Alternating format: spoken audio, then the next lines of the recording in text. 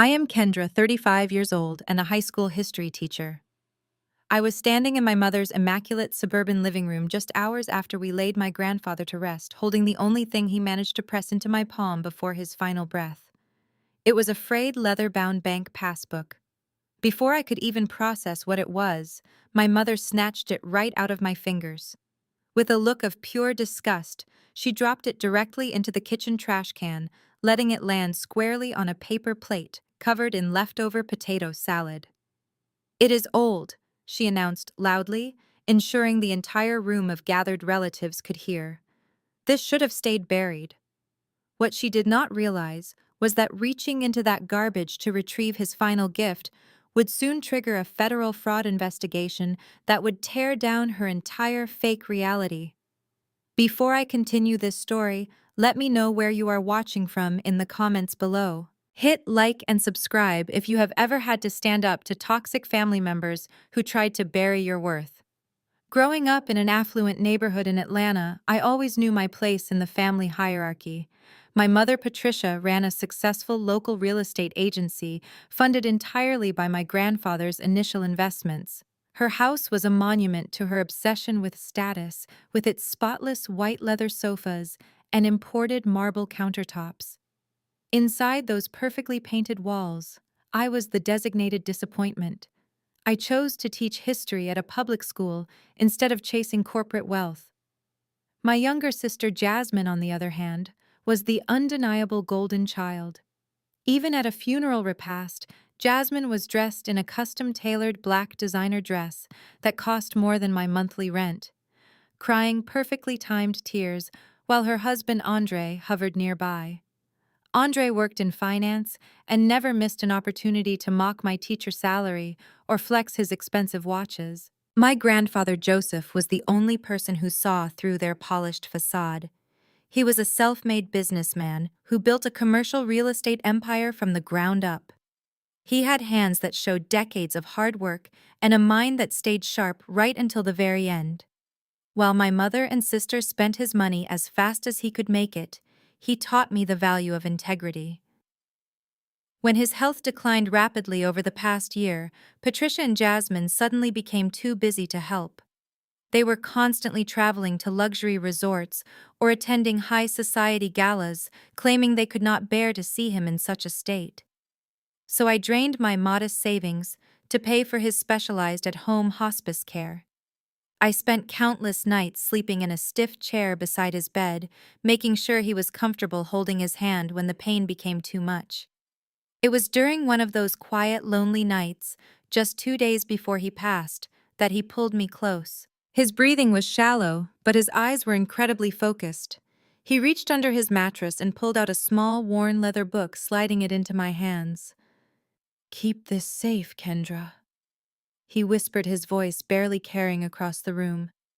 "Do not let your mother see it. It is the only real thing left." I did not understand what he meant at the time. I simply tucked it into my purse and focused on keeping him comfortable until he took his final breath. Now we were back at my mother's house for the traditional repast. The caterers had set up an extravagant spread of food that nobody was really eating. The room was filled with the low hum of distant relatives and business associates offering empty condolences. I was exhausted, physically and emotionally drained from months of caregiving and the heavy grief of losing the only person who truly loved me unconditionally. I had stepped away from the crowd, retreating toward the kitchen island to find a moment of peace. I reached into my purse to find a tissue, and my fingers brushed against the leather cover of the passbook. I pulled it out, just wanting to feel something that belonged to him. I did not hear my mother approach. Patricia moved with a predatory grace, always hunting for an opportunity to assert control. She ripped the book from my hands so forcefully that the paper edges gave a slight tear. "What is this garbage?" she demanded, holding it away from me as if it were contaminated. "That belongs to me," I said, keeping my voice low to avoid making a scene. "Grandpa gave it to me before he died." Patricia let out a harsh, mocking laugh that instantly silenced the conversations nearby. Jasmine and Andre turned their attention toward us, stepping closer to enjoy the spectacle. Do not be ridiculous, Kendra, my mother said, her tone dripping with condescension. My father barely knew what day it was toward the end. He probably thought it was a piece of trash. And that is exactly where it belongs. Without breaking eye contact with me, she held the passbook over the large stainless steel trash can and dropped it. I watched the dark leather tumble downward, landing with a soft thud on top of discarded napkins and greasy potato salad. The room went dead silent. Dozens of eyes shifted from the trash can to my face, waiting to see if the family scapegoat would finally break down and cry. I looked at my mother. Her chin was raised, a smug smile playing on her lips. She wanted me to run out of the house in tears, just like I had done when I was a teenager. She wanted to prove to everyone that I was weak and unstable. Jasmine stood behind her, examining her manicured nails, while Andre smirked, checking the time on his oversized Rolex. Let her keep the trash, Pat Andre said, his voice carrying easily through the quiet room. Jasmine already got the deed to the lake house this morning. Let the teacher have the old souvenirs. It is the least we can do since she cannot afford anything else. A few aunts and uncles exchanged uncomfortable glances, but no one stepped forward to defend me. They never did. In this family, wealth dictated respect, and I had none. I took a deep breath. The anger that usually burned in my chest was suddenly replaced by a profound, icy calm. I did not yell. I did not cry.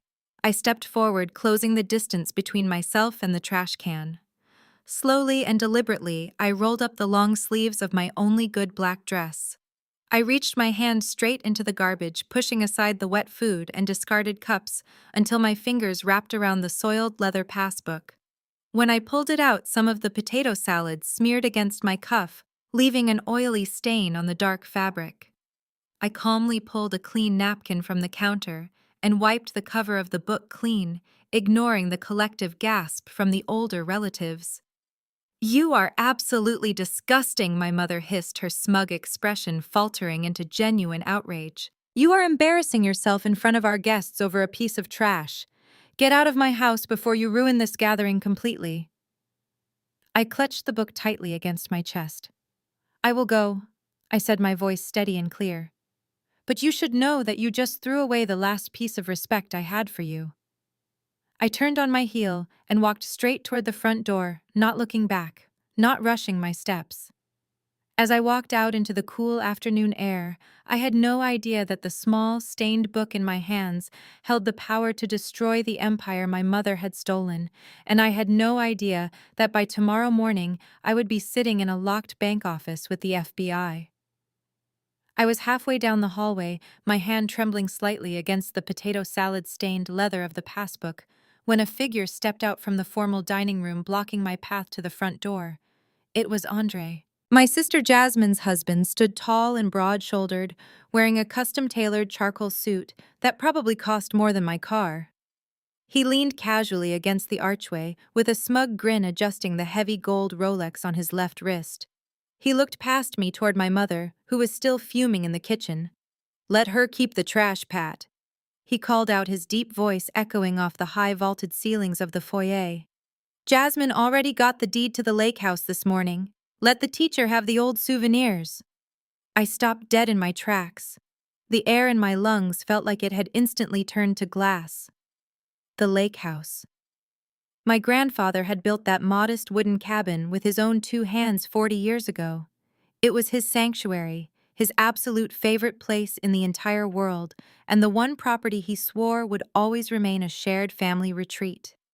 He had taught me how to fish off that rickety wooden dock when I was 7 years old. The thought of Jasmine owning it, Jasmine who hated the outdoors and complained about mosquito bites if she even stepped onto a patio, made my stomach turn. I looked back at my mother, who had now walked into the hallway, her arms crossed over her chest defensively. "When exactly did Grandpa sign over the lake house?" I asked, my voice dangerously quiet. "He made the decision weeks ago," Patricia replied, not meeting my eyes directly. "He knew Jasmine and Andre were planning to expand their family, and they needed a solid real estate asset. It was the practical choice. You, on the other hand, are a single public school teacher, Kendra. You do not have the resources to maintain a waterfront property. It would just go to rot. The sheer audacity of her words struck me like a physical blow. I could not believe what I was hearing. You are talking to me about resources, I shot back, taking a step closer to her. Where were your resources for the last 6 months, Mother? Because while I was draining every single cent of my modest savings account to pay for his round-the-clock hospice care, you were nowhere to be found. The words poured out of me like a broken dam. I had kept my mouth shut for months, swallowing my anger to keep the peace for my grandfather, but I could not hold it back anymore. I maxed out 3 different credit cards to rent that hospital bed for his living room, I reminded her, my voice rising. I paid for his oxygen tanks, his pain management medication, and the specialized nurses because his own insurance had capped out. I took unpaid leave from my teaching job, risking my own career, so he would not have to die alone in a cold, sterile medical facility. And where were you and Jasmine? You were in Cabo San Lucas. You spent 2 straight weeks sipping premium margaritas in a luxury beachfront cabana while I was pureeing his food because he could no longer swallow solid meals. Right on cue, Jasmine drifted into the hallway, holding a massive crystal goblet filled to the brim with expensive red wine. She looked flawless, her makeup completely untouched by the supposed grief she had been displaying for the guests just moments before. She sighed dramatically, rolling her eyes as if my financial ruin was just a boring inconvenience. "Oh, please, Kendra, stop playing the martyr," she groaned, taking a delicate sip of her wine. "We had that vacation booked for 8 months. The doctor said he was stable when we left. Besides, we needed the self-care. Watching him decline was incredibly stressful for our mental health. You have always been so dramatic about everything. You chose to spend your money. No one forced you to play nurse." I stared at my younger sister, truly seeing her for exactly what she was. A hollow, selfish shell of a person wrapped in expensive designer labels. She was 32 years old and had never worked a hard day in her life, floating seamlessly from our grandfather's wallet to our mother's bank account, and finally landing safely in Andre's lucrative finance lifestyle.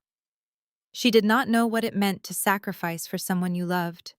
None of them did. They viewed my grandfather as nothing more than a bank vault waiting to be cracked open. I tightened my grip on the small leather passbook, pressing it against my chest. "You are right, Jasmine," I said softly, shaking my head. "I chose to be there for him. And I would do it all over again, because at least I know he did not die surrounded by vultures." Jasmine's eyes flashed with sudden venom.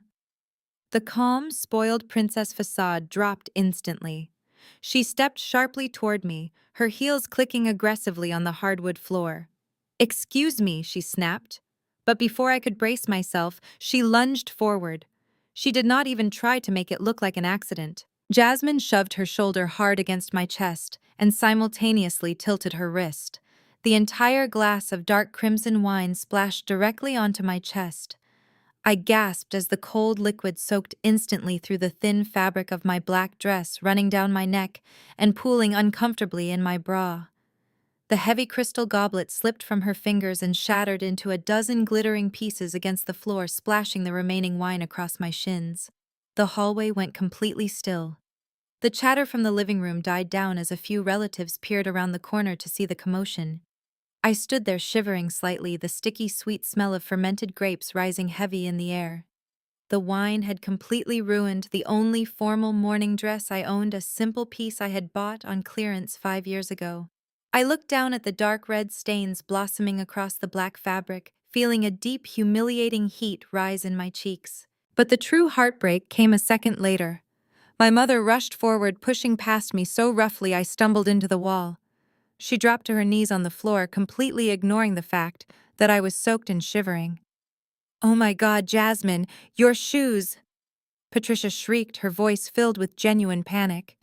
She frantically grabbed a handful of cocktail napkins from a nearby side table and began dabbing at the tips of Jasmine's feet. "Did the wine get on the suede? These Louboutins are irreplaceable. Honey, do not move. Let me blot it out." Jasmine pouted, looking down at her mother scrubbing the floor. "I think a drop got on the left heel," she complained, kicking her foot out slightly. "It is ruined. Mom, she ruined my shoes." Andre stepped up, wrapping a protective arm around Jasmine's waist, glaring at me as if I was the one who had just assaulted his wife. "Look at what you did," he spat, shaking his head. "You are always causing a scene, Kendra. It is pathetic. You really need to leave before you embarrass yourself any further." I stood pinned against the hallway wall, watching this absurd, twisted display of priority. My grandfather was not even cold in the ground yet, and my family was mourning a pair of designer heels while I stood dripping in wine, the family scapegoat as always. For 35 years, I had desperately craved their validation. I had chased straight A grades, earned 2 master degrees, and lived a life of quiet responsibility, hoping that one day they would look at me with the same fierce protective love my mother was currently directing at a piece of Italian leather. But in that exact moment, staring down at my mother crawling on the floor, the heavy fog of childhood longing finally lifted from my brain. I did not want their love anymore. I did not want anything to do with them. I did not scream. I did not cry. I did not offer a single word of apology or defense. The time for arguing with these people was over. I reached down and carefully picked up my small black purse from the console table, making sure the stained leather passbook was tucked safely inside. I smoothed down the wet fabric of my dress, squaring my shoulders. I stepped right over the shattered glass, ignoring my mother and sister completely. I walked out the heavy oak front door, pushing it open and stepping out into the cool, crisp afternoon air. The heavy latch clicked shut behind me, sealing them inside their toxic little world. I walked down the driveway to my beat-up sedan, the wet dress clinging uncomfortably to my skin, but for the first time in my entire life, my chest felt incredibly light. I put the key in the ignition and the old engine sputtered to life. As I drove away from the sprawling manicured lawns of my mother's neighborhood, the adrenaline slowly began to fade, leaving behind an exhausting, hollow ache. I kept glancing at the passenger seat where the passbook lay. Why had he given it to me? Grandpa Joseph never did anything by accident. He was a meticulous man who kept ledgers and receipts for everything. Giving me a physical book, keeping it a secret from my mother. All of these actions pointed to something much larger. I thought about Jasmine getting the lake house deed. It felt profoundly wrong. Why would he willingly sign away his legacy to people who abandoned him in his darkest hour? By the time I reached my small one-bedroom apartment, the sun had set. I peeled off the ruined dress, throwing it directly into the trash bin under my kitchen sink. It felt fitting to leave it behind, just like I was leaving them behind. I took a long, hot shower, trying to wash away the smell of the wine. When I finally sat on my worn sofa, I picked up the passbook again. I knew one thing for certain. Tomorrow morning I was going to the bank to close this account and use whatever small amount was left inside to start paying off my massive debt. I set my alarm for 7 in the morning, completely oblivious to the fact that when I handed this book to the teller, my life was going to change forever. The alarm clock buzzing at 7 in the morning felt like a physical strike to my head. I had barely slept. Every time I closed my eyes, I saw my mother dropping my grandfather's legacy into the trash and heard my brother-in-law laughing about the lake house. I dragged myself out of bed and walked into my small kitchen to make a pot of cheap coffee. Sitting at the tiny laminate table, I opened my laptop and pulled up my banking app. The numbers staring back at me were a harsh reminder of my current reality. My primary checking account had exactly $42.15 left. My 3 credit cards were entirely maxed out, blinking with red warning banners about missed minimum payments. This financial ruin was the direct result of paying for Grandpa Joseph's at-home hospice care. I had covered his specialized nurses, his daily oxygen deliveries, and his expensive pain medication out of my own pocket. His health insurance had hit its limit months ago, and my family claimed they simply did not have the liquid cash to help. Meanwhile, they were busy sipping premium cocktails in Mexico and buying luxury vehicles. My rent was due in exactly 4 days, and my public school teacher salary would not hit my account for another 2 weeks. I was officially drowning. I looked at the frayed leather passbook sitting on my kitchen counter. The potato salad oil from the trash can had left a permanent dark smudge on the cover. I picked it up and opened the stiff pages. There were a few handwritten deposit entries from decades ago, but no current balance was listed. I did not expect to find a massive fortune in this ancient account. My grandfather was a brilliant self-made man, but he also grew up in an era where people hid emergency cash under mattresses. I figured this was a forgotten rainy day fund. Maybe it had a few $1,000s in it, just enough to pay my rent, keep my electricity from being shut off, and buy me some time to figure out my next move. That was all I needed. I got dressed in a simple beige sweater and dark slacks, grabbed my purse, and drove across town to the main branch of First Fidelity Bank. This was the institution my grandfather had used for his commercial real estate business for over 40 years. It was an imposing stone building situated right in the heart of the financial district, featuring towering marble columns and heavy brass front doors. Pushing those heavy doors open, I stepped into the sprawling climate-controlled lobby. The air smelled of expensive cologne floor wax and money. Wealthy clients in tailored suits sat in plush leather waiting chairs reading the morning financial papers.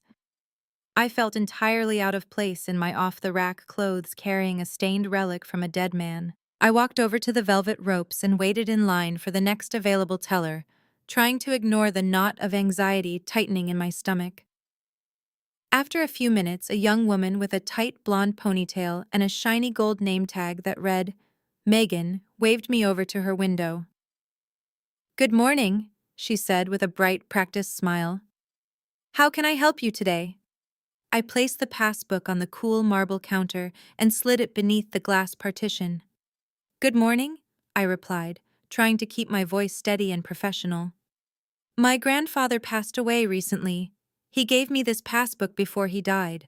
I would like to check the balance and close out the account, please." Megan picked up the book. She noticed the greasy stain immediately, and her nose wrinkled slightly in distaste. She discreetly grabbed a sanitizing wipe from a container beneath her counter and gave the leather cover a quick rub before opening it. I felt a flush of embarrassment heat my cheeks, but I kept my face completely blank. "Let us see what we have here," Megan murmured, her fingers flying across her mechanical keyboard. The clicking sound echoed sharply in my ears. I watched her screen from my side of the counter.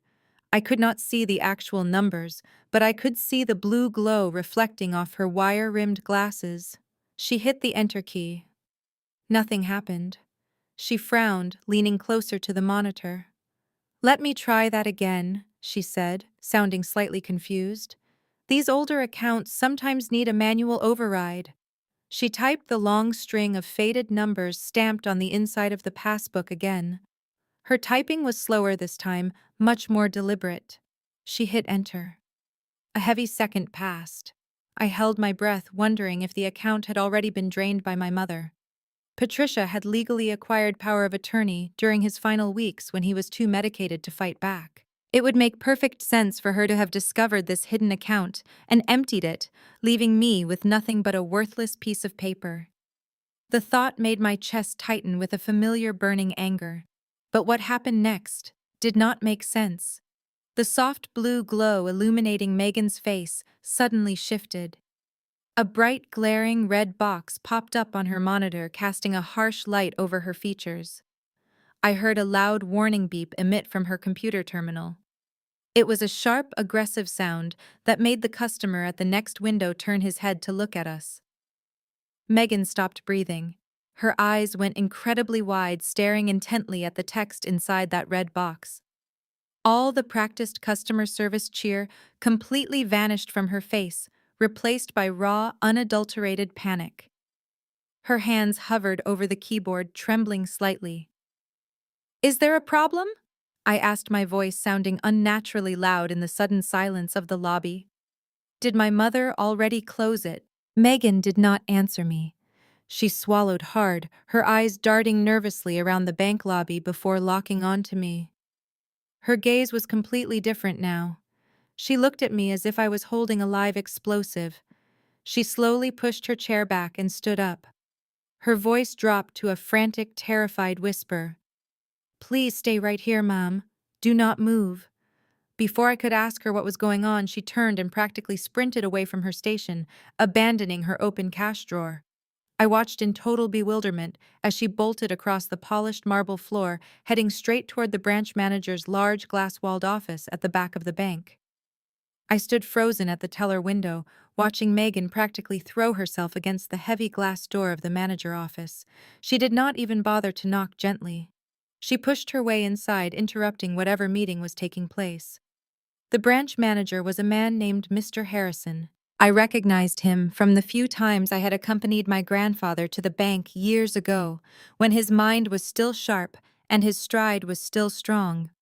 Mr. Harrison was a distinguished-looking man in his late 50s, always impeccably dressed in custom navy suits and known for his absolute unflappable calm.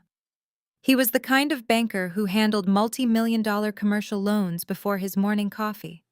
But right now, as Megan shoved a printed slip of paper across his wide mahogany desk, that calm shattered completely. Even from 50 feet away across the expansive marble lobby, I could see the exact moment the color drained from Mr. Harrison's face.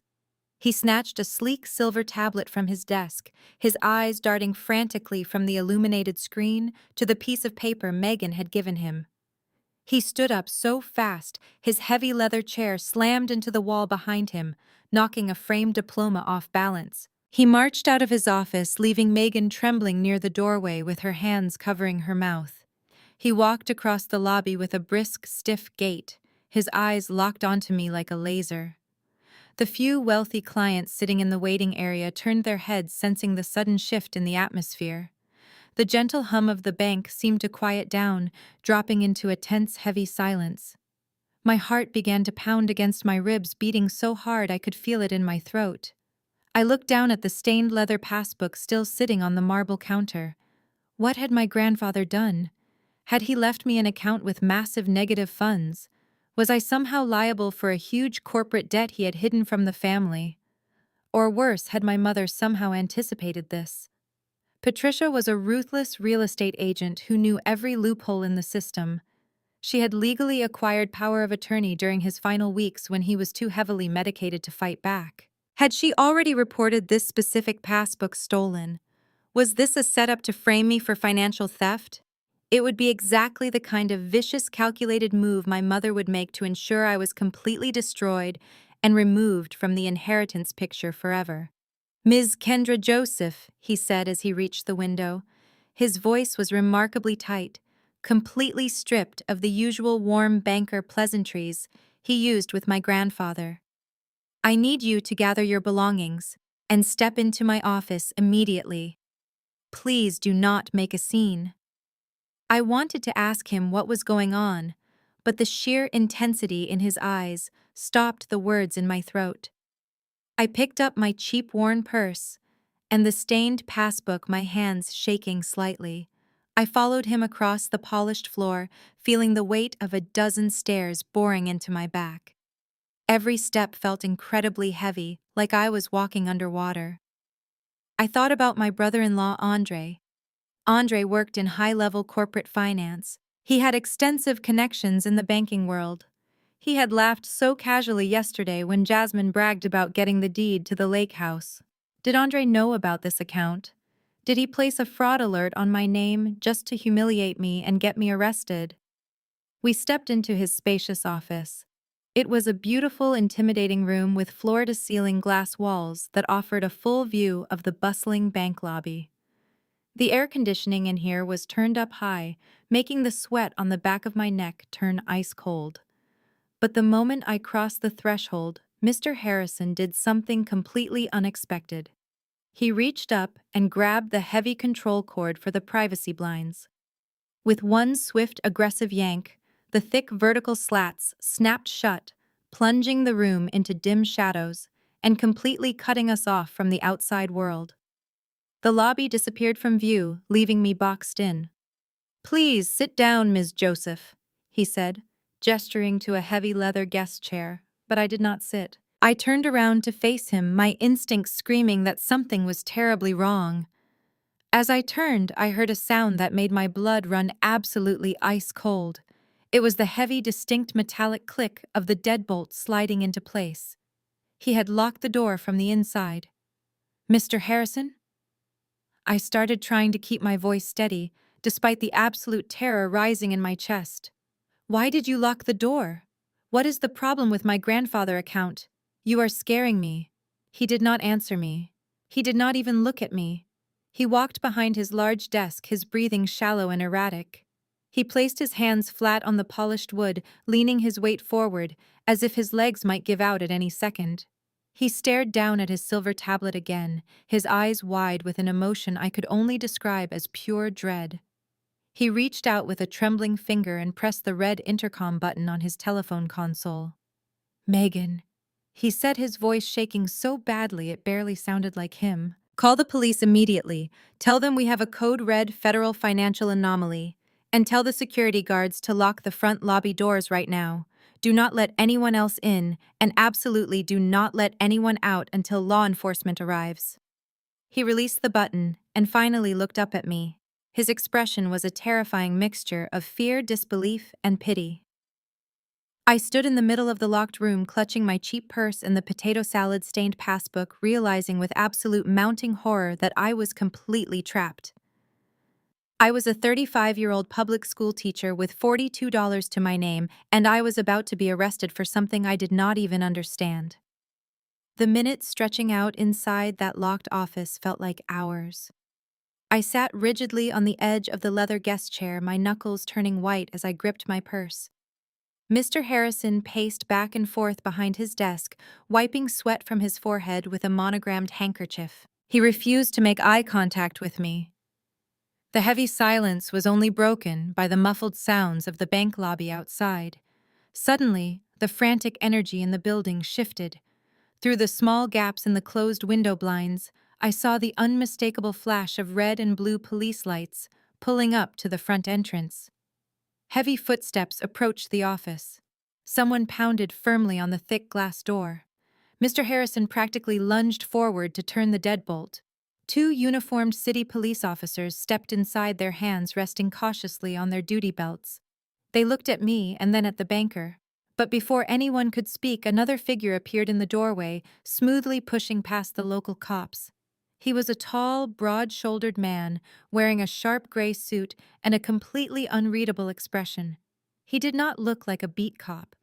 He reached into his breast pocket and pulled out a leather wallet, flipping it open to display a gold shield and an identification card. "I am Special Agent Rollins," he announced, his voice calm and authoritative. "Federal Bureau of Investigation, Financial Crimes Division. Mr. Harrison, you can step outside and let your lobby staff know the lockdown is lifted. The police will secure the perimeter. I need to speak with Ms. Joseph alone." My stomach dropped entirely. The FBI. I had spent my entire life following the rules, paying my taxes on a meager teacher salary and keeping my head down. Now a federal agent was standing in a locked room with me. I braced myself for the Miranda warning. I fully expected him to pull out a pair of handcuffs and tell me I was going heavily into debt and going to federal prison. Instead, Agent Rollins closed the door behind the local police and pulled up a chair, sitting directly across from me. He looked down at the stained leather passbook resting on my lap.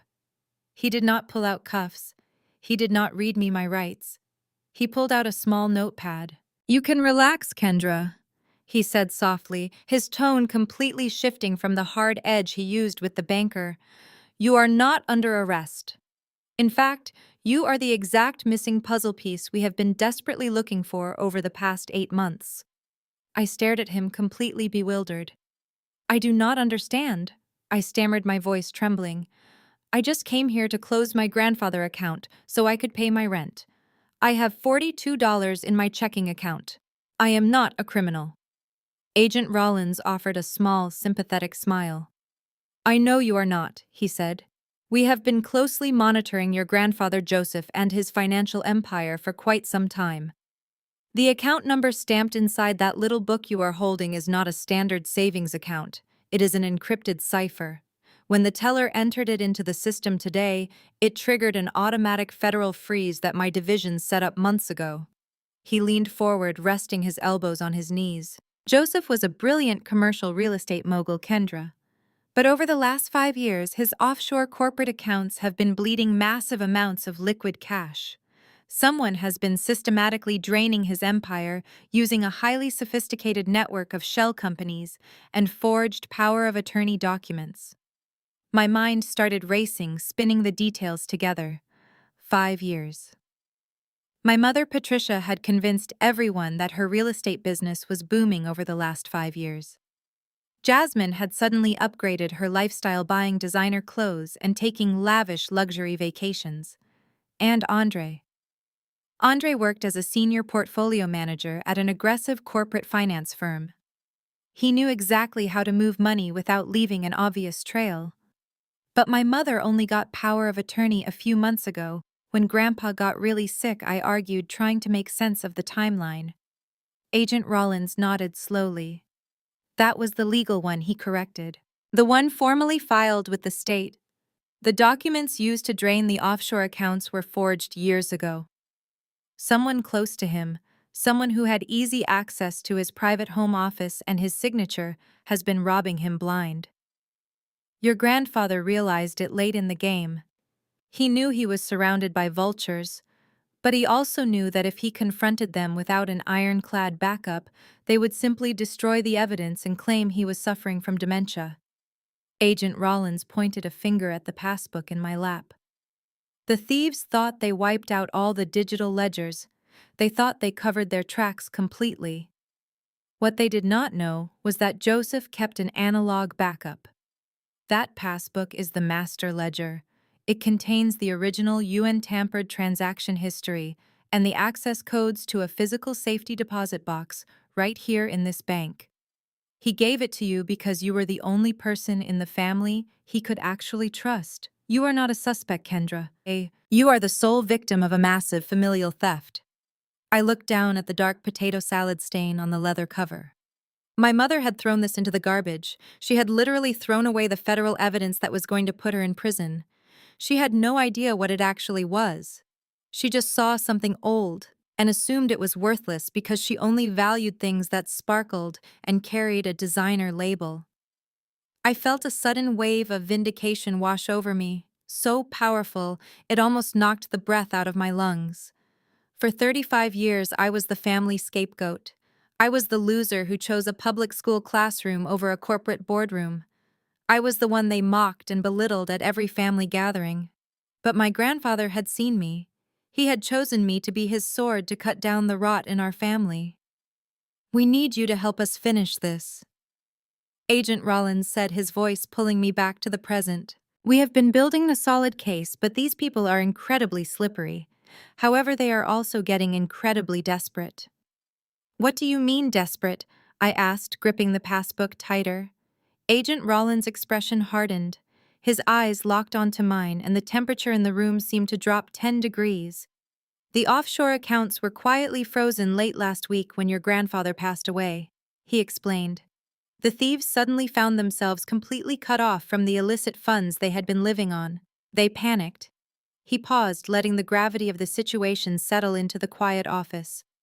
Yesterday afternoon, we intercepted an unauthorized wire transfer request, attempting to bypass the freeze using a secondary forged signature. Yesterday afternoon, I repeated, my mind flashing back to the timeline of the funeral. Yesterday afternoon, we were at the church. Exactly, Agent Rollins said, leaning back in his chair. While you were sitting in the front pew of the church, crying and watching your grandfather's casket being lowered into the ground, someone in your immediate family was using their cell phone to try and wire $2.5 million straight out of his estate to an untraceable account in the Cayman Islands.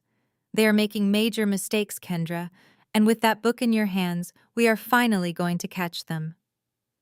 I walked out of the bank with the leather passbook buried at the very bottom of my purse, covered by my wallet and an old receipt.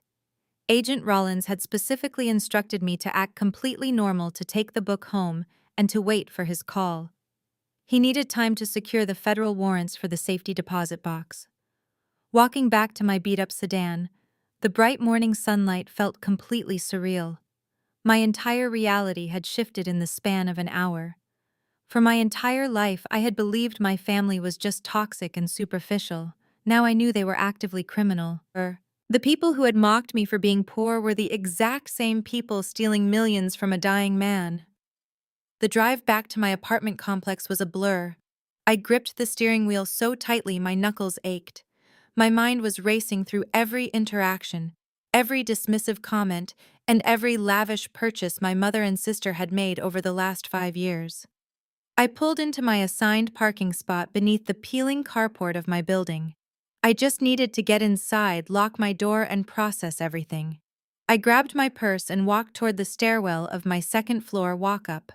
As I climbed the concrete steps, I heard hushed, urgent voices echoing down the narrow hallway. My stomach tightened instinctively.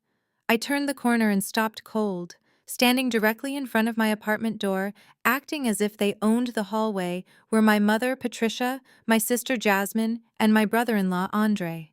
The sight of them in my modest apartment building was jarring. My mother was wearing a pristine white cashmere coat that practically screamed wealth against the backdrop of my neighbor's scuffed doors.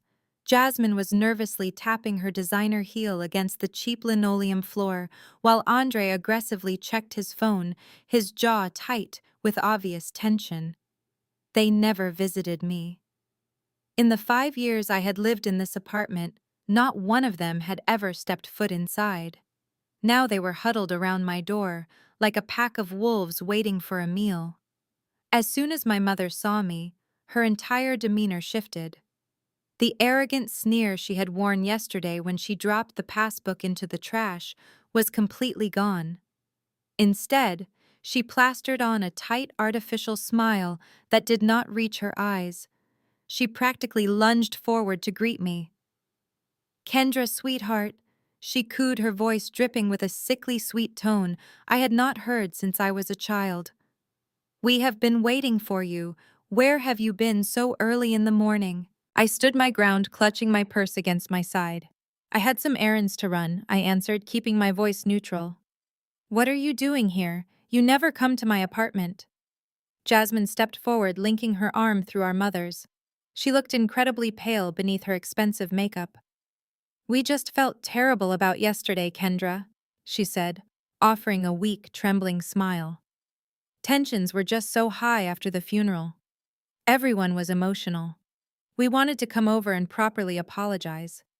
I stared at them, my mind flashing back to the FBI agent's words. Yesterday afternoon, someone tried to wire $2.5 million out of the estate. They were not here to apologize. They were here because they were panicked. They were cut off.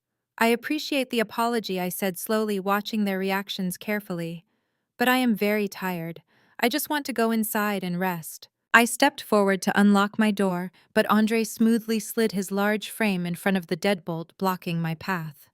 He forced a chuckle that sounded hollow and strained in the narrow hallway. "Hold on a second, Kendra," he said, his voice laced with forced casualness. "Do not be in such a rush. We actually came to ask you a small favor." My mother clasped her hands tightly together in front of her cashmere coat. "Yes, a very small favor," she chimed in, her eyes darting nervously toward my purse. "You see, I was going through some of your grandfather's old photos this morning, and I decided I really want to put together a memorial scrapbook for the family, something we can all cherish." "A scrapbook," I repeated, my voice flat. My mother had never crafted a single thing in her entire life. She hired people to wrap her Christmas presents. "Yes, a scrapbook," she insisted, nodding quickly. "And I remembered that silly old bank book you pulled out of the trash yesterday. I know it is completely worthless financially, but it has his handwriting in it. It has deep sentimental value to me. I was hoping I could just take it off your hands to use in the memory book."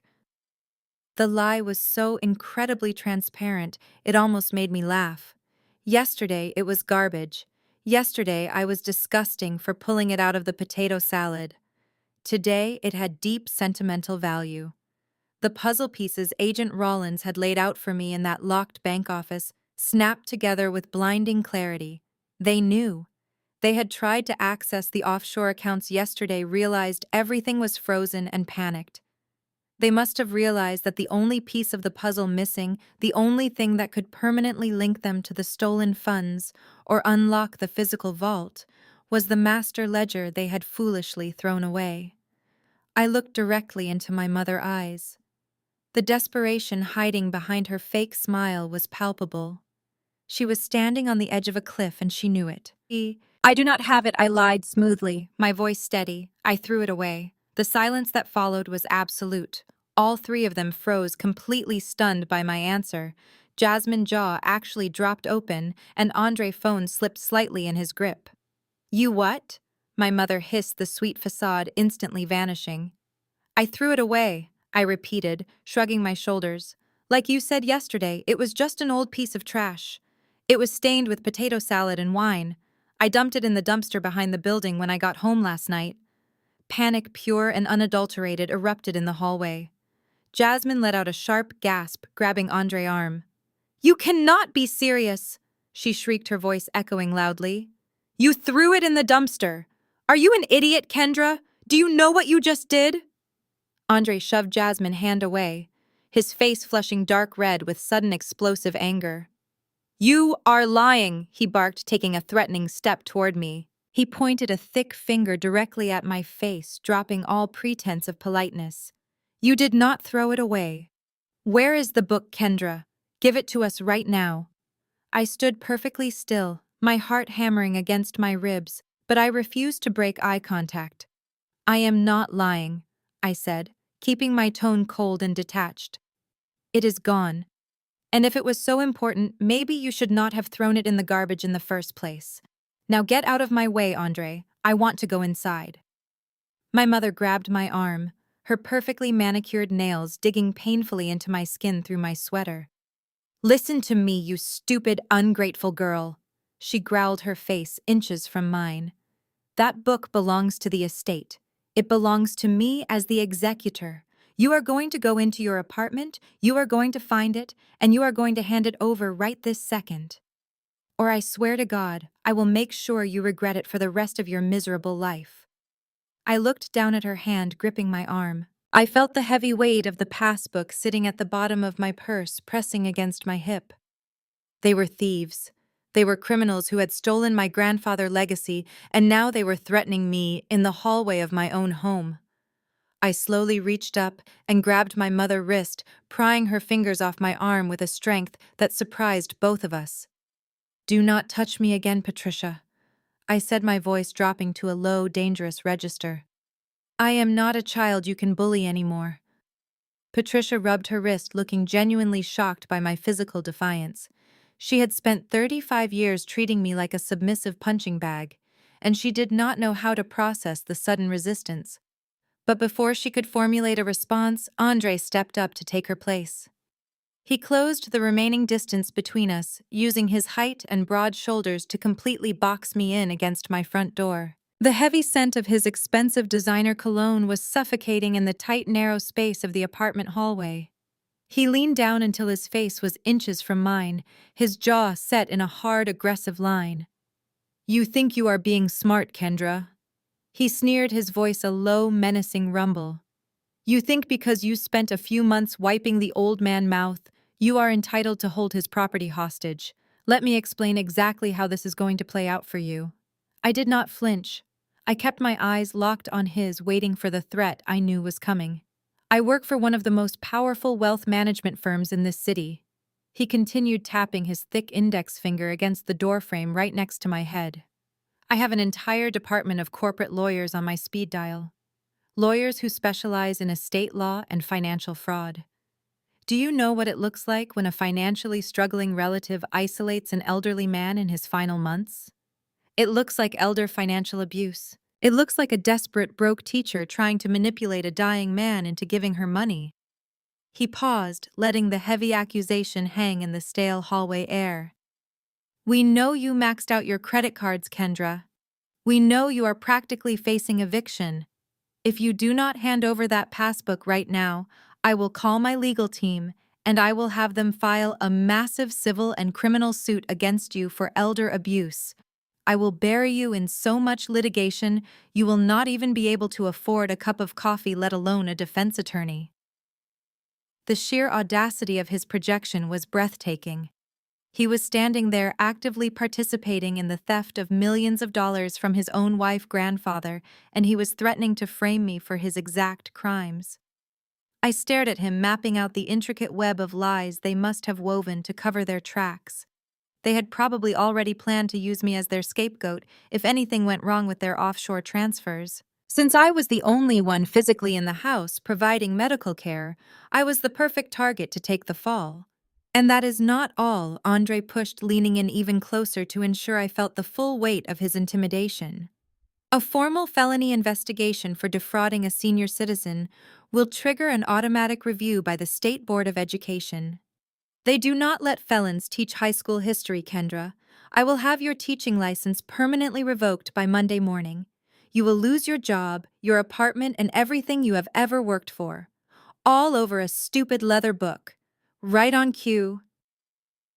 Jasmine stepped out from behind her husband, placing a trembling hand on his arm. She looked at me with wide, tear-filled eyes, performing the role of the heartbroken peacemaker flawlessly. Please, Kendra, she begged, her voice trembling with perfectly manufactured emotion. Why are you doing this to us? Grandpa is gone. We are all grieving. Why are you trying to tear this family apart over some old garbage? She reached out as if to gently touch my shoulder, but I shifted my weight away from her, pressing my back firmly against the wood of my door. Just give Andre the book, Jasmine pleaded, a single heavy tear rolling down her perfectly powdered cheek. If you are that desperate for money, we can help you. We are not monsters. Patricia nodded eagerly in the background, sensing an opening. Yes, we will write you a check today for $3,000. Jasmine continued, her voice dropping to a soothing, patronizing pitch. Just to help you clear those credit cards and pay your rent. Please do not make Andre destroy your life. We are family, Kendra. We should be supporting each other, not fighting in the hallway like common criminals.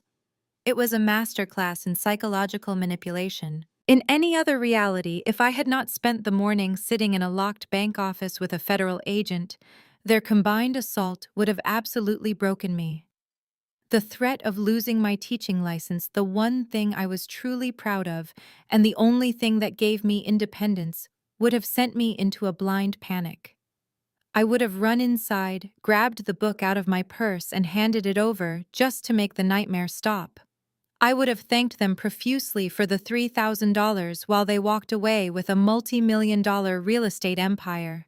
But I was not in that reality anymore. I had seen the man behind the curtain, and all of their terrifying threats suddenly sounded incredibly hollow and pathetic. They were not powerful predators. They were cornered rats. I looked at Andre, thick fingers still pointing aggressively near my face. I looked at Jasmine, fake tears streaking her expensive foundation, and my mother, desperate, calculating eyes darting toward my purse. A slow, cold smile spread across my face. It was not a happy smile. It was the kind of smile that made Andre slightly pull back his hand and step half a pace away. You are going to sue me, I asked, my voice echoing loudly in the quiet residential hallway. You are going to bring the full weight of a corporate legal team down on a public school teacher over a piece of trash that Patricia threw into a plate of leftover potato salad yesterday afternoon. Does that really make logical sense to you, Andre? His jaw tightened, his dark eyes narrowing. Do not test me, Kendra. Hand it over right now. I let out a soft, genuine laugh that seemed to deeply unsettle all three of them. Jasmine dropped her hand from Andre's arm, her fake tears instantly drying up as her confusion grew. You guys are amazing, I said, shaking my head slowly. You really are. The legal threats, the manufactured tears, the fake concern about my financial well-being, it is quite a performance. I almost believed you cared about me for a second. But you are wasting your time. What are you talking about? My mother snapped, stepping forward again, her patience completely evaporating. Stop playing games and open the door. Give us the book. I am not playing games, Mother, I replied, my voice dropping to a dead serious whisper. I told you the truth earlier, but you did not want to believe it. I do not have the passbook. I did not throw it in the dumpster out back. I paused, letting the heavy suspense build as they stared at me. The silence in the hallway was so thick you could cut it with a knife. I took it to First Fidelity Bank this morning, I said, clearly enunciating every single word so there could be no misunderstanding. I tried to close the account just like you suggested yesterday so I could pay my bills. But the teller could not do it. She told me the account was completely locked. And then she called the branch manager. The color completely drained from Andre's face. The aggressive, dominant posture he had been holding melted away in a split second, leaving a pale, terrified man in a very expensive suit. Jasmine let out a sharp, strangled gasp, quickly covering her mouth with her hand. My mother literally stumbled backward, hitting the painted wall of the hallway as if she had been physically shoved in the chest. "What did the manager do?" Andre croaked, his voice suddenly thin and reedy, completely stripped of its former corporate bravado. "He kept the book," I lied smoothly, my face a mask of complete innocence. "He said there was some sort of federal freeze on the serial number, and he had to surrender it to the authorities for a formal audit of the entire estate." "So you see, Andre, you cannot sue me for the book, because I do not have it. The bank does. And they seemed very interested in whoever has been accessing the accounts lately."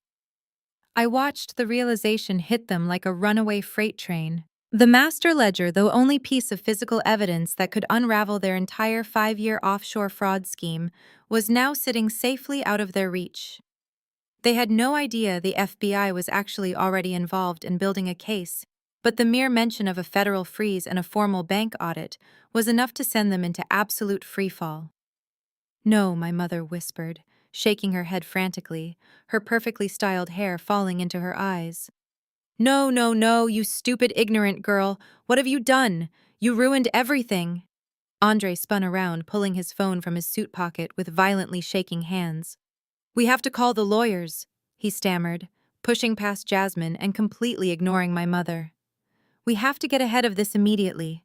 If they audit the offshore accounts and trace the wire transfers, we are finished. We need to leave the country, Patricia." Jasmine began to hyperventilate, her chest heaving as she grabbed the lapels of Andre's suit jacket, her designer nails digging into the fabric. "Are we going to jail, Andre?" she cried, her voice shrill and piercing with genuine panic this time. "Tell me we are not going to jail. I cannot go to jail." I did not wait to hear his answer. While they were completely consumed by their own rapidly unspooling nightmare, I simply turned around, slipped my key into the deadbolt, and opened my door. I stepped inside my quiet, safe apartment and pulled the heavy door shut behind me. I threw the deadbolt, locked the chain, and leaned my forehead against the cool wood. I stood there listening to the absolute chaos unfolding in the hallway. My mother was sobbing hysterically, screaming at Andre to fix it. Andre was shouting into his phone, pacing heavily back and forth outside my door. Jasmine was wailing about her reputation, her lake house, and her future. I walked into my small kitchen, pulled the passbook out from the bottom of my purse, and set it gently on the counter next to my coffee pot. I had never felt so powerful and entirely free in my entire life. They were finally running scared, and the best part was that the trap had not even fully sprung yet. Tomorrow morning I was going back into that subterranean bank vault with Agent Rollins, and I was going to find out exactly what else my grandfather had left behind to ensure their total destruction. The next morning, I walked back through the heavy brass doors of First Fidelity Bank, but this time I was not alone. Agent Rollins walked beside me, dressed in the same sharp gray suit, projecting an air of absolute authority that made the bank lobby part like the Red Sea. I had the potato salad-stained passbook securely tucked inside my purse, along with the small brass key I had discovered hidden deep within the binding the night before. Mr. Harrison was waiting for us near his office, looking significantly more composed than he had the previous day.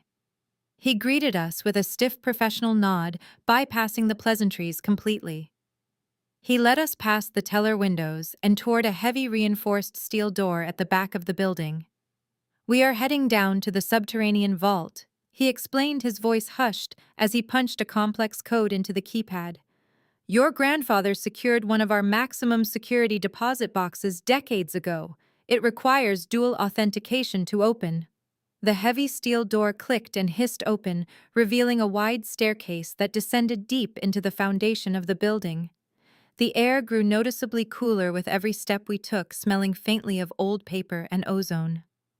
I followed Mr. Harrison and Agent Rollins, feeling a strange mixture of anticipation and profound sadness. My grandfather had built this incredible hidden fortress to protect his legacy from his own flesh and blood. It was a brilliant move, but it was also a tragic reflection of how completely broken our family truly was. We reached the bottom of the stairs and faced another massive circular steel door that looked like it belonged on a submarine. Mr. Harrison turned a large combination dial and pulled a heavy lever. The vault door swung open silently on perfectly oiled hinges. Inside, the walls were lined from floor to ceiling with hundreds of rectangular metal boxes. The quiet down here was absolute. It felt like walking into a mausoleum. Mr. Harrison led us down a narrow aisle, stopping in front of a section of larger boxes near the very back. The cipher matched box number 842, he said, pointing to a long metal drawer at chest height. He pulled a master key from his pocket and inserted it into the left keyhole. I reached into my purse and pulled out the small brass key. My hands were shaking slightly. For my entire life, I had been told I was the irresponsible one, the daughter who could not be trusted with the family business, the sister who was too emotionally fragile to handle real money. Yet here I was standing in a federal bank vault, holding the only key that could unlock an empire. I inserted the brass key into the right keyhole. On my count, Mr. Harrison instructed. 1, 2, 3. We turned our keys simultaneously. The internal locking mechanism clicked loudly, echoing in the quiet vault. Mr. Harrison stepped back, gesturing for me to take the lead. I grasped the metal handle and pulled. The long, heavy drawer slid out smoothly on its tracks. I do not know what I was expecting to find inside. Maybe stacks of banded $100 bills, maybe heavy gold bars or bearer bonds. I had seen enough movies to expect a dramatic display of hidden wealth. But when I looked down into the long metal box, there was no cash. There was no gold. Instead, the box was filled entirely with neatly stacked manila envelopes. They were thick and heavy, packed tightly together. Sitting right on top of the stack, resting directly in the center, was a small, sleek black flash drive and a leather-bound journal. I reached in and picked up the journal. It was identical in size and shape to the passbook, but the leather was pristine and untouched by age or potato salad. I opened the cover. The first page was dated nearly 5 years ago, written in my grandfather's sharp, familiar handwriting. This is the entire record he had written on the first page. For Kendra. When the time comes, use this to tear down the house they built with my money. Do not let them escape. I traced my fingers over his handwriting, feeling a sudden sharp sting of tears in my eyes. He had known. He had known for 5 years that my mother and sister were bleeding him dry. He had known about Andre helping them launder the money through his corporate finance firm. He had sat at family dinners listening to them brag about their luxury vacations and designer clothes, knowing exactly whose money had paid for it all. And he had documented every single stolen cent, waiting for the exact right moment to strike back. Agent Rollins reached into the box and carefully lifted the stack of manila envelopes. These look like bank records, he noted, flipping through the thick files. Wire transfer receipts, offshore account statements, forged power of attorney documents. Your grandfather did not just leave you an inheritance, Kendra. He built an ironclad federal prosecution file. He did all the heavy lifting for us. I picked up the small black flash drive, turning it over in my hand. And what is this? I asked, looking up at Agent Rollins. The agent expression turned grim. Let us go back upstairs to a secure room, he suggested. We need to plug that in and find out exactly what kind of audio he managed to capture. Because if those envelopes contain the paper trail, that flash drive might contain the nail in their coffin. I looked back down into the empty metal box, realizing that the true wealth my grandfather had left me was not just financial. He had left me the power to finally stop the abuse. He had handed me the exact weapon I needed to expose my mother and sister to the world. I gripped the journal tightly in my hand, feeling the cold, heavy metal of the flash drive pressing into my palm. I was ready to listen. We left the cold subterranean vault and rode the private elevator back up to the executive level. Mr. Harrison led us into a secure private conference room at the end of the hall and locked the heavy oak door behind us. This time, the sound of the deadbolt sliding into place did not make me panic. It made me feel incredibly safe. We were standing inside a federal war room. Agent Rollins placed the thick stack of manila envelopes on the polished conference table and pulled a secure government laptop from his briefcase. While he booted up his system to process the black flash drive, I sat down in a plush leather chair and opened my grandfather journal. The leather cover creaked slightly as I turned to the first full entry. The pages were filled with his precise block handwriting. As I read through the dates, a chilling, comprehensive timeline of absolute betrayal began to unfold right in front of my eyes. My grandfather Joseph had known exactly what was happening to his empire for years. The entries detailed how my mother Patricia had slowly started siphoning funds from his secondary business accounts the moment he received his initial terminal diagnosis. But it was not just a few $1,000s missing here and there. According to his meticulous records, she had completely forged his signature on power of attorney documents a full 3 years earlier than she publicly claimed. I turned the thick pages reading paragraphs that made my blood run cold. The journal exposed Andre and his critical role in the massive theft. With his senior position in a ruthless corporate finance firm, Andre had the exact specialized knowledge required to set up a complex web of shell companies. He had opened multiple offshore accounts in the Cayman Islands to hide the stolen real estate assets. My grandfather had somehow managed to record the exact banking routing numbers, the dates, and the exact dollar amounts of every single unauthorized wire transfer Andre had facilitated. And then there was Jasmine. My sister had always claimed she was completely overwhelmed by the emotional stress of our grandfather failing health. She used that excuse to avoid helping me care for him, but the journal painted an entirely different picture of her supposed grief. While I was struggling to pay for his oxygen tanks, Jasmine was simultaneously using those freshly laundered offshore funds to purchase a brand new imported sports car. She bought an entire wardrobe of designer fashion and paid for luxury vacations to Cabo San Lucas. My grandfather had even taped a small jewelry store receipt directly into the journal. It was for the expensive diamond earrings Jasmine had worn to his funeral just yesterday. She had literally bought her mourning jewelry using the money she stole from the dead man she was pretending to cry over. But the most heartbreaking revelation came when I read about his daily life inside that house. I had spent the last 6 months agonizing over his rapidly declining mental state. I truly believed the heavy hospice medications were stealing his brilliant mind, turning him into a confused shadow of the man I loved. I was completely wrong. The journal revealed that he had intentionally exaggerated his confusion. He had been playing the fool on purpose. He pretended to be a senile dying man who could not remember his own name or feed himself just so my mother and Andre would get sloppy around him. He knew that if he confronted them too early with only partial evidence, they would simply destroy the digital records and gaslight him. They would have easily manipulated a judge into placing him under a restrictive psychiatric hold, claiming he was paranoid and unfit to manage his own affairs. So he endured their relentless mockery in silence. He lay in that hospital bed in the center of the living room, listening to them plot his financial ruin over glasses of wine. He silently memorized every single word they said, and then wrote it all down in the dark when they finally went to sleep. He sacrificed his own peace, his dignity, and his comfort in his final months just to gather undeniable, ironclad evidence against his own flesh and blood.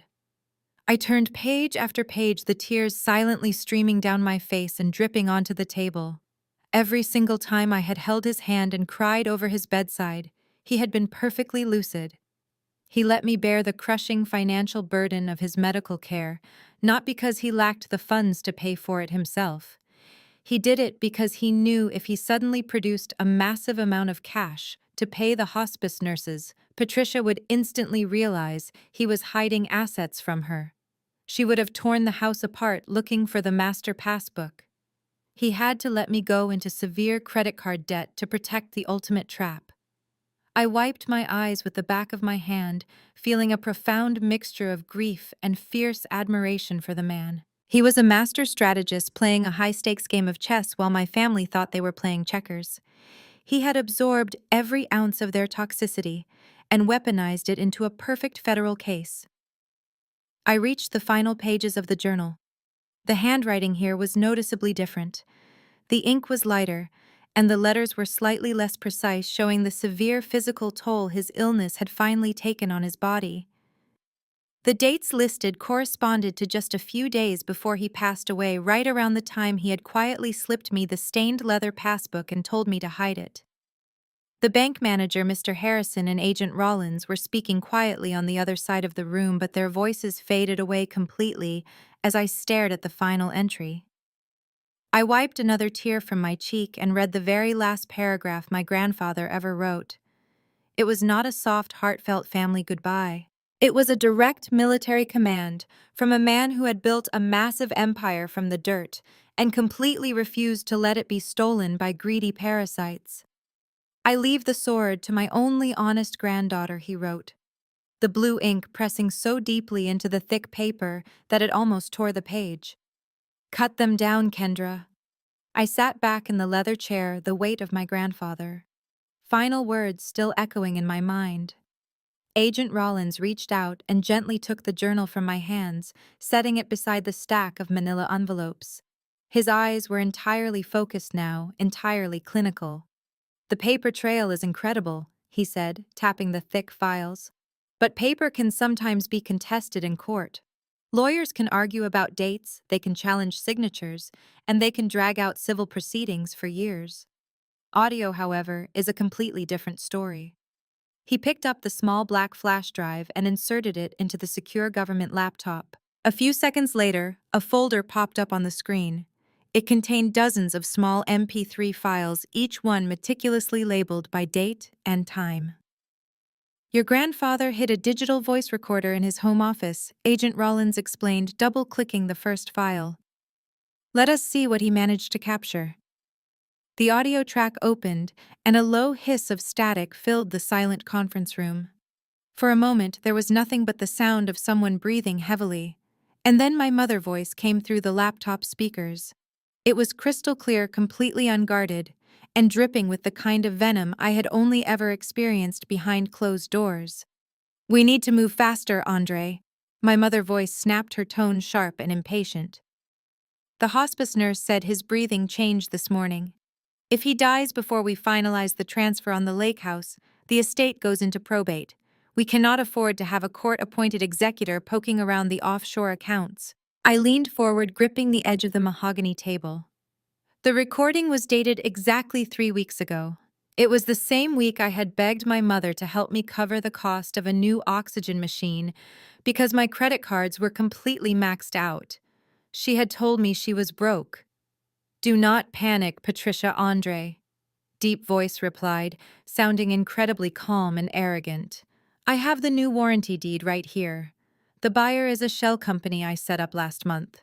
We just need the old man's signature on the bottom line, and the transfer will be completely untraceable." "How are we going to get him to sign it?" my mother asked, her voice filled with nervous agitation. "He barely knows what day it is. Yesterday, he thought Kendra was his late wife. If we try to make him hold a pen, the signature will look like a child's scribble. The county clerk will flag it instantly." "We do not need him to hold the pen," Andre said, chuckling softly. "That is the beauty of it. You have been practicing his signature for 5 years, Patricia. You can forge it better than he can actually write it at this point. Just sign the damn paper yourself. I will backdate the notary stamp using my firm's seal. It will look completely legitimate." A heavy silence followed on the recording. I could almost picture my mother sitting at my grandfather's massive oak desk, holding his favorite fountain pen. "What about Kendra?" my mother asked suddenly, her voice lowering. "She is here every single day. If she finds out we sold the lake house, she will lose her mind. She thinks he is going to leave it to her because of all those summers they spent fishing together." Andre laughed, a harsh, cruel sound that made my stomach turn. Let the teacher lose her mind. What is she going to do about it? Hire a lawyer with her empty bank account. By the time she realizes the lake house is gone, she will be so drowning in medical debt, she will be begging us for a loan just to keep her apartment. We will throw her a few $1,000s from the estate to keep her quiet. She is weak, Patricia. She will take whatever scraps we give her. The recording clicked off. The conference room was completely silent again, save for the low hum of the air conditioning unit. I stared at the black laptop screen, feeling a cold, hard knot form in the center of my chest. They had literally laughed about my financial ruin. They had planned to use the massive debt I incurred caring for him as a weapon to force me into silence. Agent Rollins closed the laptop, folding his hands carefully on top of the device. He looked across the table at me, his expression unreadable. "I have listened to a lot of wiretaps in my career, Kendra," he said quietly. "I have heard cartel bosses and corporate embezzlers discuss incredibly dark things, but the sheer casual cruelty your family displays is honestly breathtaking." I did not know what to say. The anger I felt was so immense, so entirely overwhelming, that it bypassed rage and settled into a pure, sharp focus. I had spent 35 years trying to prove to my mother that I was worthy of her love. I had chased her approval like a desperate child, completely blind to the fact that she was a predator who only viewed me as prey. "We have the evidence we need to build a massive federal case," Agent Rollins continued, leaning forward. "We can easily prove wire fraud, forgery, and elder financial abuse. But right now, we only have them discussing the crime. To guarantee maximum sentencing, without a shadow of a doubt, we need to catch them in the absolute act of executing the final fraudulent will." I looked up at him, my mind instantly calculating the next steps. "How do we do that?" I asked. Agent Rollins pulled out his phone and tapped the screen.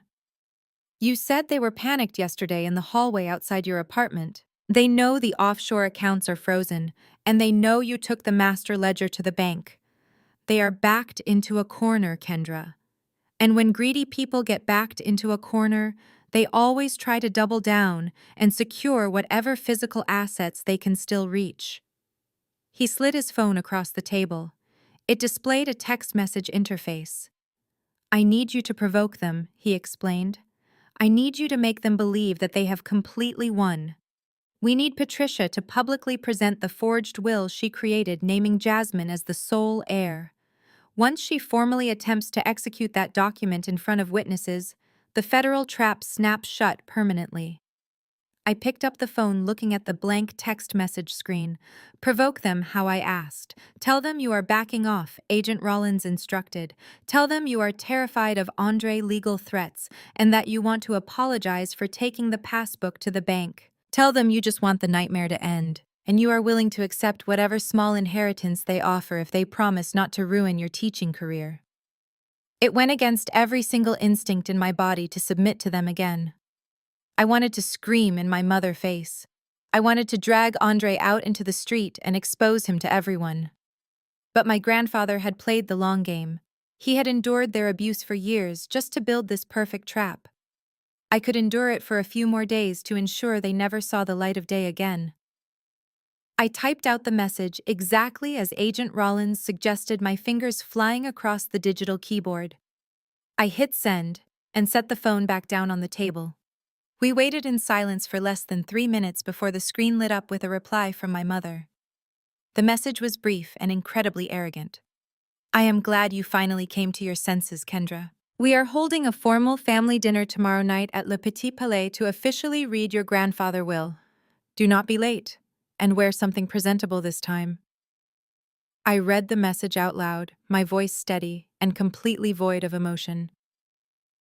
Le Petit Palais was one of the most expensive and exclusive restaurants in the city.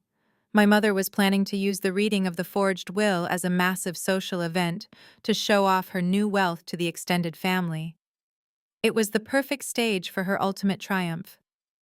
Agent Rollins smiled a slow, predatory smile that did not quite reach his eyes.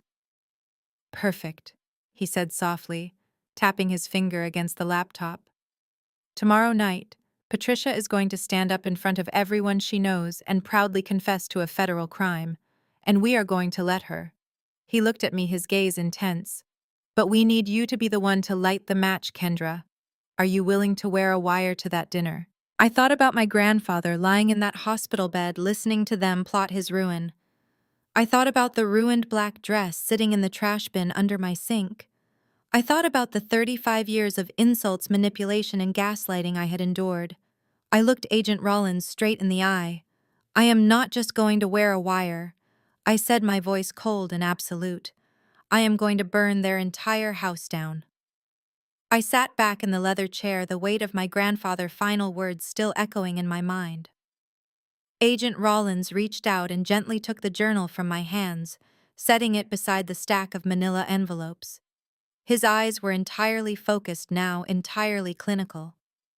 "The paper trail is incredible," he said, tapping the thick files. "But paper can sometimes be contested in court. Lawyers can argue about dates, they can challenge signatures, and they can drag out civil proceedings for years. Audio, however, is a completely different story." He picked up the small black flash drive and inserted it into the secure government laptop. A few seconds later, a folder popped up on the screen. It contained dozens of small MP3 files, each one meticulously labeled by date and time. "Your grandfather hid a digital voice recorder in his home office," Agent Rollins explained, double-clicking the first file. "Let us see what he managed to capture." The audio track opened, and a low hiss of static filled the silent conference room. For a moment, there was nothing but the sound of someone breathing heavily. And then my mother's voice came through the laptop speakers. It was crystal clear, completely unguarded, and dripping with the kind of venom I had only ever experienced behind closed doors. "We need to move faster." "Andre," my mother's voice snapped, her tone sharp and impatient. "The hospice nurse said his breathing changed this morning. If he dies before we finalize the transfer on the lake house, the estate goes into probate. We cannot afford to have a court-appointed executor poking around the offshore accounts." I leaned forward, gripping the edge of the mahogany table. The recording was dated exactly 3 weeks ago. It was the same week I had begged my mother to help me cover the cost of a new oxygen machine because my credit cards were completely maxed out. She had told me she was broke. "Do not panic." Patricia Andre, deep voice replied, sounding incredibly calm and arrogant. "I have the new warranty deed right here. The buyer is a shell company I set up last month. We just need the old man's signature on the bottom line, and the transfer will be completely untraceable."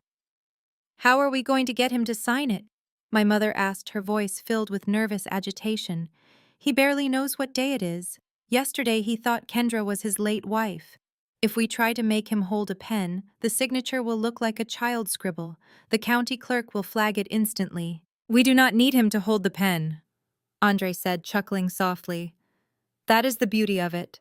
You have been practicing his signature for 5 years, Patricia. You can forge it better than he can actually write it at this point. Just sign the damn paper yourself. I will backdate the notary stamp using my firm's seal.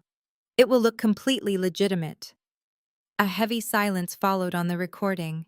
I could almost picture my mother sitting at my grandfather's massive oak desk, holding his favorite fountain pen. "What about Kendra?" my mother asked suddenly, her voice lowering.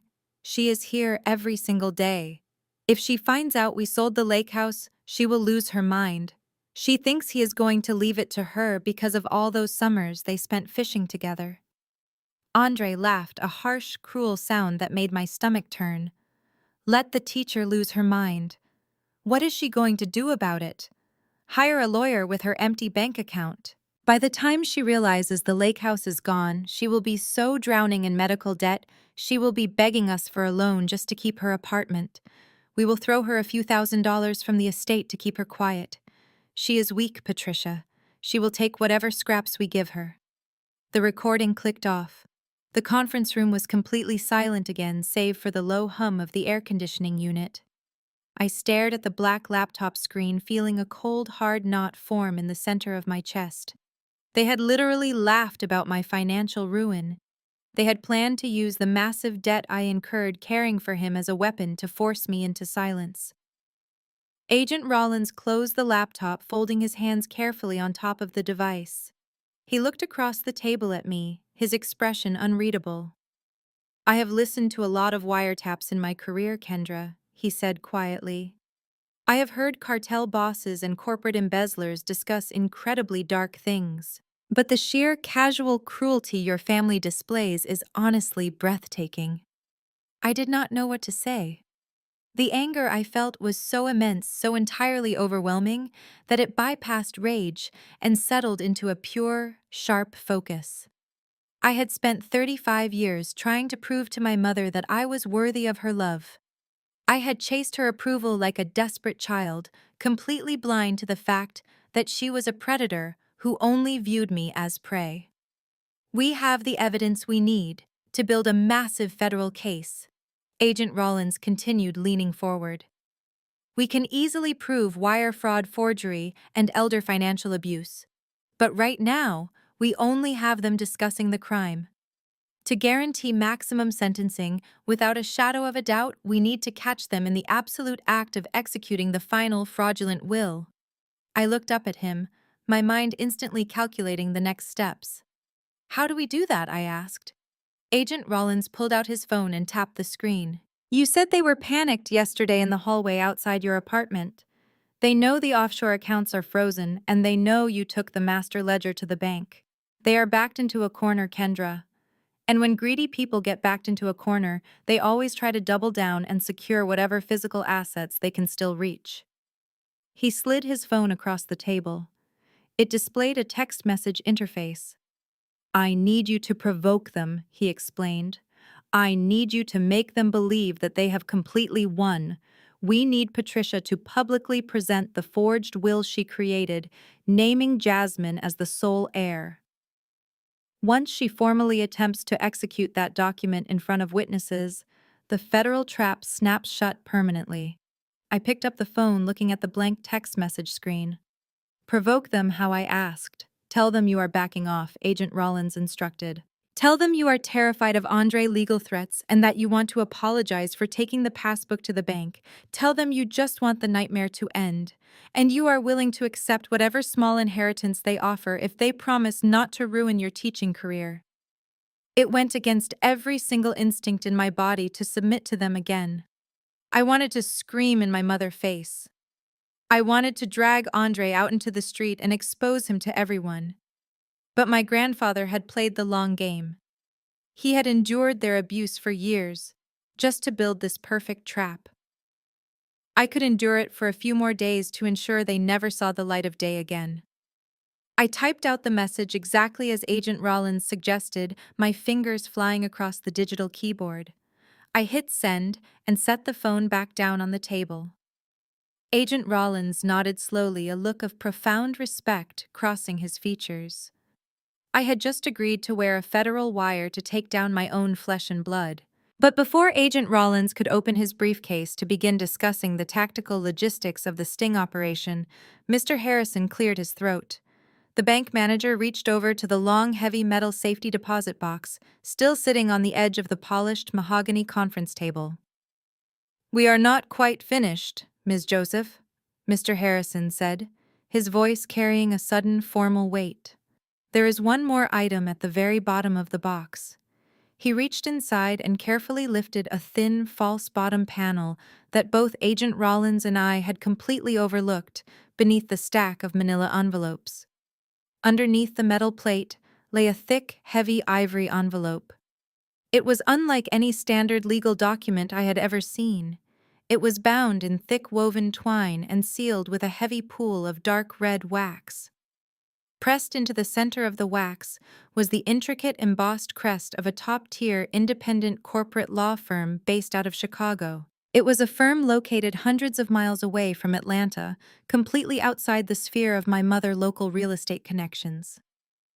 "Your grandfather was a brilliant strategist," Mr. Harrison explained carefully, lifting the envelope and passing it across the table to me. He knew that Patricia had spent years cultivating relationships with local county clerks and small-town attorneys. He knew that if he used his regular local lawyer to draft his final wishes, Patricia would find out about it before the ink was even dry. She would have used her power of attorney to contest it immediately. so he quietly retained one of the most ruthless and expensive corporate law firms in the country to handle his actual estate planning. I stared down at the heavy envelope resting in my hands. The dark red wax felt cool and permanent against my skin. "Go ahead," Mr. Harrison urged softly. "You are the only one legally authorized to break the seal." I slid my thumb under the edge of the hardened wax and pushed upward. The seal snapped with a sharp, satisfying crack echoing in the quiet room. I unwound the twine and pulled out a thick stack of crisp, watermarked legal paper. The heading at the top was printed in bold, elegant typography. It read, "The Last Will and Testament of Joseph Thomas." I began to read the dense legal text, my eyes scanning the intricately structured paragraphs. The first few pages outlined his formal declarations, confirming that he was of sound mind and acting entirely under his own free will. He explicitly and legally revoked any and all previous wills, testaments, and power of attorney documents, including the ones my mother was currently using to drain his accounts. But it was the asset distribution section that completely took my breath away. For my entire life, my mother had controlled the narrative of our family wealth. She flaunted her expensive cars and her massive house, acting as if she was the sole heir to a modest but comfortable local real estate business. I had always assumed my grandfather was wealthy, but I had no idea of the true, staggering magnitude of the empire he had built from nothing. The document listed a massive commercial real estate portfolio. He did not just own the lake house and a few local rental properties. He owned entire high-traffic strip malls in the metropolitan area. He held the deeds to 3 towering luxury apartment complexes downtown. He owned acres of undeveloped commercial zoning land on the edge of the city. The portfolio was worth tens of millions of dollars.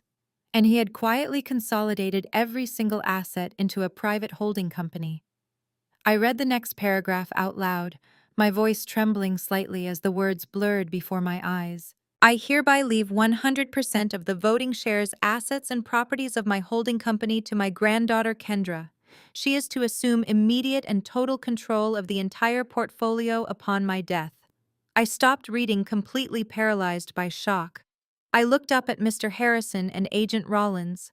My heart was pounding so hard I could hear the rushing sound of blood in my ears. "He left it all to me," I whispered, the reality of the document feeling entirely too immense to comprehend. "Every single building, every single account. He left me the entire empire." "Keep reading." Kendra, Agent Rollins encouraged, a small knowing smile touching the corners of his mouth. "Look at the next clause." I looked back down at the crisp paper. Beneath the transfer of the holding company was a section detailing a private liquid trust fund.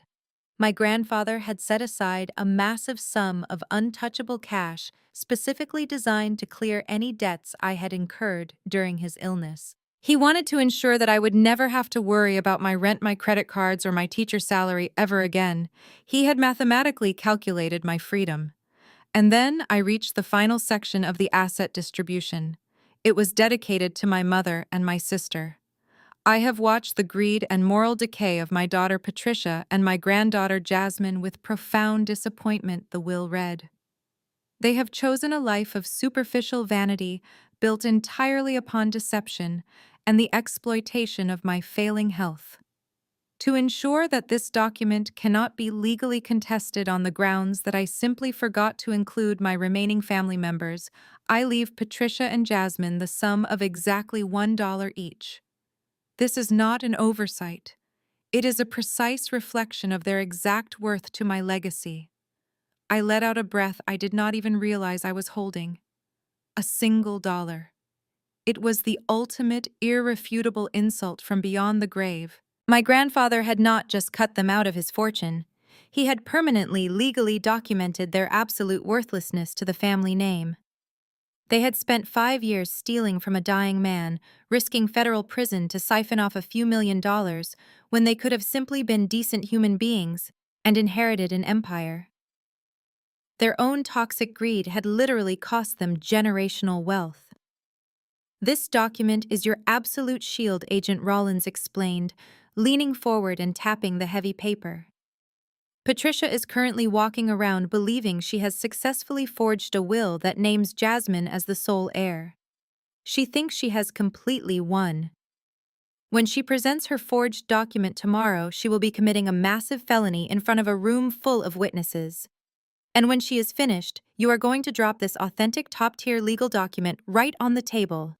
It is going to completely obliterate her entire reality. I carefully folded the thick watermarked pages and slid them back into the ivory envelope. I had walked into this bank exhausted, terrified, and deeply in debt. I was leaving as the sole owner of a massive commercial real estate empire, armed with the exact evidence needed to send my abusers to federal prison. The heavy, crushing weight of anxiety that I had carried on my shoulders for 35 years was completely gone. In its place was a cold, sharp determination. Suddenly, the silence of the secure conference room was broken by a sharp, vibrating sound. My phone was buzzing violently inside my purse. I reached in and pulled it out, looking down at the brightly illuminated screen. It was a text message from my mother, Patricia, responding to the message I had sent just minutes earlier. I swiped the screen to open the message, reading the cold, demanding words she had just typed. Family dinner tomorrow at Le Petit Palais. For the official reading of Grandpa, will it read, "Do not be late. Do not." I looked up from the brightly illuminated screen of my phone and met Agent Rollins' steady gaze. I read the text message out loud so both he and Mr. Harrison could hear the arrogant certainty in my mother's words. Family dinner tomorrow at Le Petit Palais for the official reading of Grandpa will. Do not be late. Agent Rollins leaned back in his chair, a look of deep, professional satisfaction crossing his face. She is moving even faster than I anticipated, he said, pulling a small notepad from his suit pocket. She wants to establish dominance and solidify her narrative in front of the extended family before the bank can formally process what she thinks is just a simple freeze on the accounts. This dinner is our golden opportunity, Kendra, but it requires you to walk directly into the lion den. I set my phone down on the polished mahogany table. Tell me exactly what you need me to do, I said. We need to capture her establishing criminal intent. Agent Rollins explained, his voice dropping into a serious tactical register. Right now we have audio of her discussing the forgery, but tomorrow night she will actually present the fraudulent document. To make the federal charges stick with absolute certainty, we need her to verbally claim the forged will is authentic in front of multiple witnesses, and we need to record every single second of that presentation. He leaned forward, resting his arms on the table. I need you to wear a concealed wire to this dinner, Kendra. We will have federal agents positioned inside the restaurant, posing as regular diners and staff. We will be monitoring the audio feed in real time from a surveillance van parked down the street. The moment she finishes reading the forged will, and you present the authentic document, we will move in and make the arrests. But until that exact moment, you will be entirely on your own at that table. Agent Rollins studied my face carefully, searching for any sign of hesitation. I need to be completely honest with you, he continued. This means you have to sit there and let them verbally abuse you one last time. You have to play the defeated, broken victim. You cannot show your hand until she has completely committed to the crime. Can you do that? Can you stomach sitting across from them and playing the scapegoat for one more night? I looked down at the heavy ivory envelope resting on the table containing the real will that legally granted me my grandfather's entire empire. I thought about the question Agent Rollins had just asked. Could I stomach playing the victim for one more night? I almost laughed at the bitter irony of it. I had 35 years of relentless, uninterrupted practice. For my entire life, I had existed as the designated emotional dumping ground for my family narcissistic dynamic. My mind drifted back through decades of calculated cruelty. I remembered my 16th birthday. My mother had thrown a massive, lavish party for Jasmine, who was only 13 at the time, just because she had won a minor local beauty pageant. When I quietly asked about my birthday dinner, Patricia handed me a $20 bill and told me they had forgotten to order a cake, so I should just go buy myself a pizza. I remembered the day I graduated with my master's degree in education. I was the first person in our family to actually earn a postgraduate degree without buying my way into a program. Instead of congratulating me, Andre had stood in my small apartment, looked at my framed diploma, and joked to Jasmine that maybe now I could finally afford to buy name brand cereal instead of the cheap generic bags. They had laughed until they cried while I stood there swallowing the humiliation. And then there was the endless suffocating gaslighting. Every time I tried to set a boundary or express hurt over their treatment, the narrative was instantly flipped. If I complained, I was told I was too sensitive. If I cried, I was called emotionally unstable. If I pointed out the blatant favoritism Patricia showered on Jasmine, I was labeled jealous and bitter. They had spent 3.5 decades meticulously convincing me that my pain was my own fault. They needed me to be weak and broken so they could feel powerful and superior. Yes, I said, my voice completely steady, pulling myself out of the memories and looking directly at Agent Rollins. I can play the part. I will give them the exact performance they are expecting. The next 24 hours moved with a strange, hyper-focused clarity. I left the bank with the authentic will safely secured in a heavy leather portfolio and drove back to my apartment. I did not sleep that night. I sat on my worn sofa, staring at the blank television screen, running through every possible scenario in my mind. I was not nervous. The anxiety that usually paralyzed my chest whenever I had to face my mother was completely gone. It had been entirely burned away, replaced by a cold, mechanical determination. Late the next afternoon, there was a quiet knock at my apartment door. It was a female FBI technician, dressed casually in jeans and a sweater, carrying a nondescript black duffel bag. She stepped inside and quickly locked the door behind her. "Agent Rollins sent me," she said, introducing herself with a quick professional smile. "I am here to get you fitted for the dinner." I led her into my small bathroom where she opened the duffel bag and pulled out a complex array of thin wires and a small flat battery pack. The recording device was incredibly sophisticated. It was not a bulky microphone like you see in old police movies. It was a tiny flat sensor that she carefully taped directly to the center of my sternum using medical-grade adhesive. She ran the microscopic wire over my shoulder and secured the battery pack flat against the curve of my lower back, where it would be completely invisible under clothing. She handed me an earpiece that was so small it sat deep inside my ear canal, completely hidden by my hair. "We will not talk to you unless it is an absolute emergency," she explained, testing the audio levels on a handheld receiver. "But if things go sideways, or if Andre becomes physically aggressive, Agent Rollins will give you the signal to step away from the table. You just focus on letting Patricia do the talking. We hear you loud and clear." The technician packed up her bag and left, wishing me luck. I stood alone in my quiet apartment, listening to the faint hum of the city traffic outside my window. It was time to get dressed. I walked into my bedroom and opened my small closet. I bypassed the plain beige sweaters, the sensible slacks, and the modest dresses I usually wore to blend into the background. Instead, I reached all the way to the back and pulled out a plastic dry cleaning bag. Inside the bag was the black funeral dress. It was the exact same dress I had worn to my grandfather repast 2 days ago. The exact same dress Jasmine had deliberately ruined by violently shoving her shoulder into my chest and spilling her heavy goblet of red wine all over me. I had initially thrown it into the kitchen trash bin, wanting to be rid of the humiliating memory. But early yesterday morning, before I went to the bank to meet with the FBI, I had pulled it out and rushed it to an emergency dry cleaner down the street, paying extra for immediate stain removal. I unzipped the plastic bag and pulled the dress out. The dry cleaner had worked a genuine miracle. The dark crimson stains were completely gone, leaving the fabric pristine and sharp. I slipped the dress over my head, smoothing the fabric down over my hips. It fit perfectly, covering the wire taped to my chest without showing a single ridge or outline.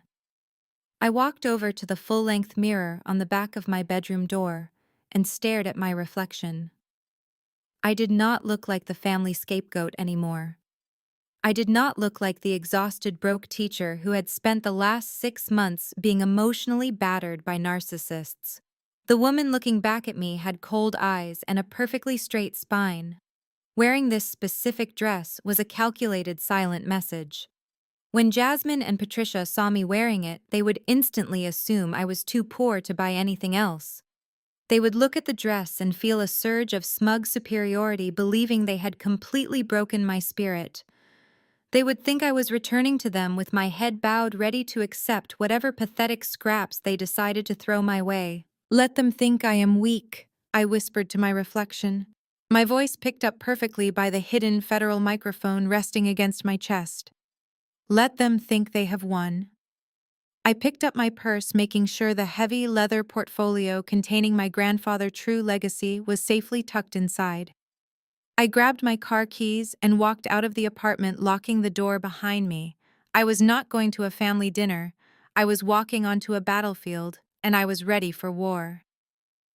I pulled my beat-up sedan up to the valet stand at Le Petit Palais, feeling the immediate contrast between my life and the world my mother was trying to claim. The restaurant was a fortress of culinary exclusivity, located in the wealthiest district of the city. The exterior was draped in lush ivy and illuminated by soft gas lanterns. I handed my keys to the valet, who gave my aging car a brief dismissive look before driving it away. I took a deep breath, feeling the slight pull of the medical tape against my sternum. The hidden microphone was secure. I smoothed down the fabric of my pristine black funeral dress and walked through the heavy brass front doors. The maitre d' led me through the crowded main dining room, which was buzzing with the low hum of expensive conversations and the clinking of fine crystal. We bypassed the regular patrons and approached a set of heavy mahogany doors at the very back of the restaurant. He opened them smoothly, revealing a private dining room that was absolutely dripping in opulence. A massive crystal chandelier hung from the center of the vaulted ceiling, casting a warm golden glow over a long, polished mahogany table.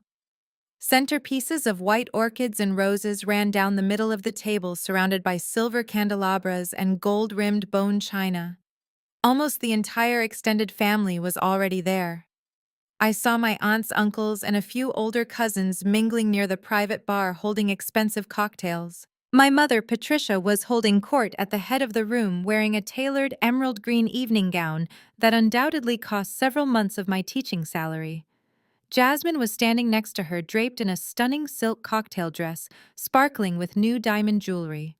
Andre stood close by, holding a glass of dark liquor, looking like the quintessential corporate finance kingmaker. The moment I stepped into the room, the conversations noticeably dropped in volume. Dozens of eyes turned to look at me. I could instantly read their silent judgments. They saw the simple black dress I was wearing. They recognized it from the funeral repast. I saw my aunt whisper something behind her hand to my cousin. In their eyes, I was exactly what my mother wanted them to see. I was the broke, exhausted public school teacher who could not even afford a new outfit for a formal family dinner.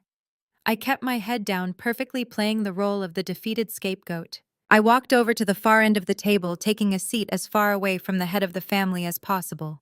My mother noticed my arrival and offered a tight, patronizing smile from across the room. She did not walk over to greet me. She simply turned back to her guests, soaking up the attention and the premature congratulations on her impending wealth. I sat quietly watching the room. I noticed a young waiter standing near the corner, pouring water into crystal goblets. He had a tight military haircut and an intense, focused gaze that did not quite match the subservient posture of a restaurant server. When he briefly made eye contact with me, he gave the absolute slightest imperceptible nod. Agent Rollins had kept his promise. The federal trap was set, and the FBI was in the room. Dinner was served over the next 2 hours. It was a lavish, multi-course affair, featuring imported caviar butter, poached lobster, and expensive cuts of Wagyu beef. I barely touched my food, pushing the rich ingredients around my plate. The extended family members seated near me made awkward, polite small talk, occasionally offering me looks of deep pity. They asked how I was holding up with my credit card debt and if I needed help finding a second job for the summer. The gaslighting and the rumors had clearly spread fast. My mother had already painted the narrative that I had recklessly bankrupted myself while she and Jasmine had supposedly done everything they could to save our grandfather. I swallowed my anger and gave them exactly what they expected. I spoke softly, kept my eyes lowered, and agreed that things were very difficult right now. Every time I acted weak, I could see Andre smirking from the other end of the table. My submission was giving them the ultimate confidence they needed to spring their trap. Finally, the waiters cleared the dessert plates and poured fresh champagne into everyone's flutes. The room grew warm and comfortable. It was the exact perfect environment for a narcissist to take center stage. Patricia stood up from her chair at the head of the table. She picked up a silver dessert spoon and gently tapped it against her crystal champagne flute. The sharp ringing sound cut through the low chatter, immediately silencing the room. Everyone turned their attention to her. Patricia took a deep, trembling breath, perfectly manufacturing the image of a grieving, devoted daughter. She dabbed at the corner of her dry eye with a cloth napkin, before looking out at the gathered family members. "Thank you all for being here tonight," she began, her voice carrying a delicate, practiced quiver. "This has been an incredibly difficult week for our family. Losing my father has left a massive hole in my heart. But knowing that we are all gathered here together supporting one another gives me the strength to carry out his final wishes." She reached down and picked up a sleek black leather legal folder that had been resting on the chair next to her. She held it with both hands as if it were a sacred religious text. "Before my father passed away, he entrusted me with a very heavy responsibility." Patricia continued, her voice growing stronger, more authoritative. "He wanted to make sure his legacy was protected. He wanted to ensure that the commercial real estate business he built from the ground up would continue to thrive and provide for the family in the most responsible way possible. To that end, he had his lawyers draft his final will and testament, and he asked me to share it with all of you tonight." The room was dead silent. I sat at the far end of the table, my hands resting calmly in my lap, listening to her verbally walk right into a federal felony. Patricia opened the leather folder and pulled out a few sheets of thick paper. The document looked incredibly official, complete with a heavy gold notary seal at the bottom. I knew that Andre had provided that seal using his corporate finance connections to backdate the forgery and make it look completely legitimate. "I will spare you all the dense legal jargon," Patricia said, offering a sad, gentle smile to the room. "But the directives are very clear. My father has appointed me as the sole executor of his entire estate, granting me absolute authority over all liquid assets and property transfers." A murmur of approval went around the table. The older relatives nodded, believing this was the natural order of things. Furthermore, Patricia continued, her eyes briefly darting toward Jasmine, who was practically glowing with anticipation. "Recognizing the heavy burden of managing commercial properties and acknowledging who has the true business acumen in this family, my father has left the entirety of his real estate portfolio and his corporate holdings to his youngest granddaughter, Jasmine." Gasps of surprise and scattered applause broke out among the extended family. Jasmine covered her mouth, feigning shock as Andre wrapped a proud, protective arm around her waist. They looked like the perfect, successful couple inheriting their rightful kingdom. I sat perfectly still. I did not gasp. I did not cry. I just watched my mother. Patricia raised her hand to quiet the room again. She turned her gaze slowly down the length of the long mahogany table until her eyes locked directly onto mine. The fake warmth completely vanished from her face, replaced by a look of absolute cold triumph.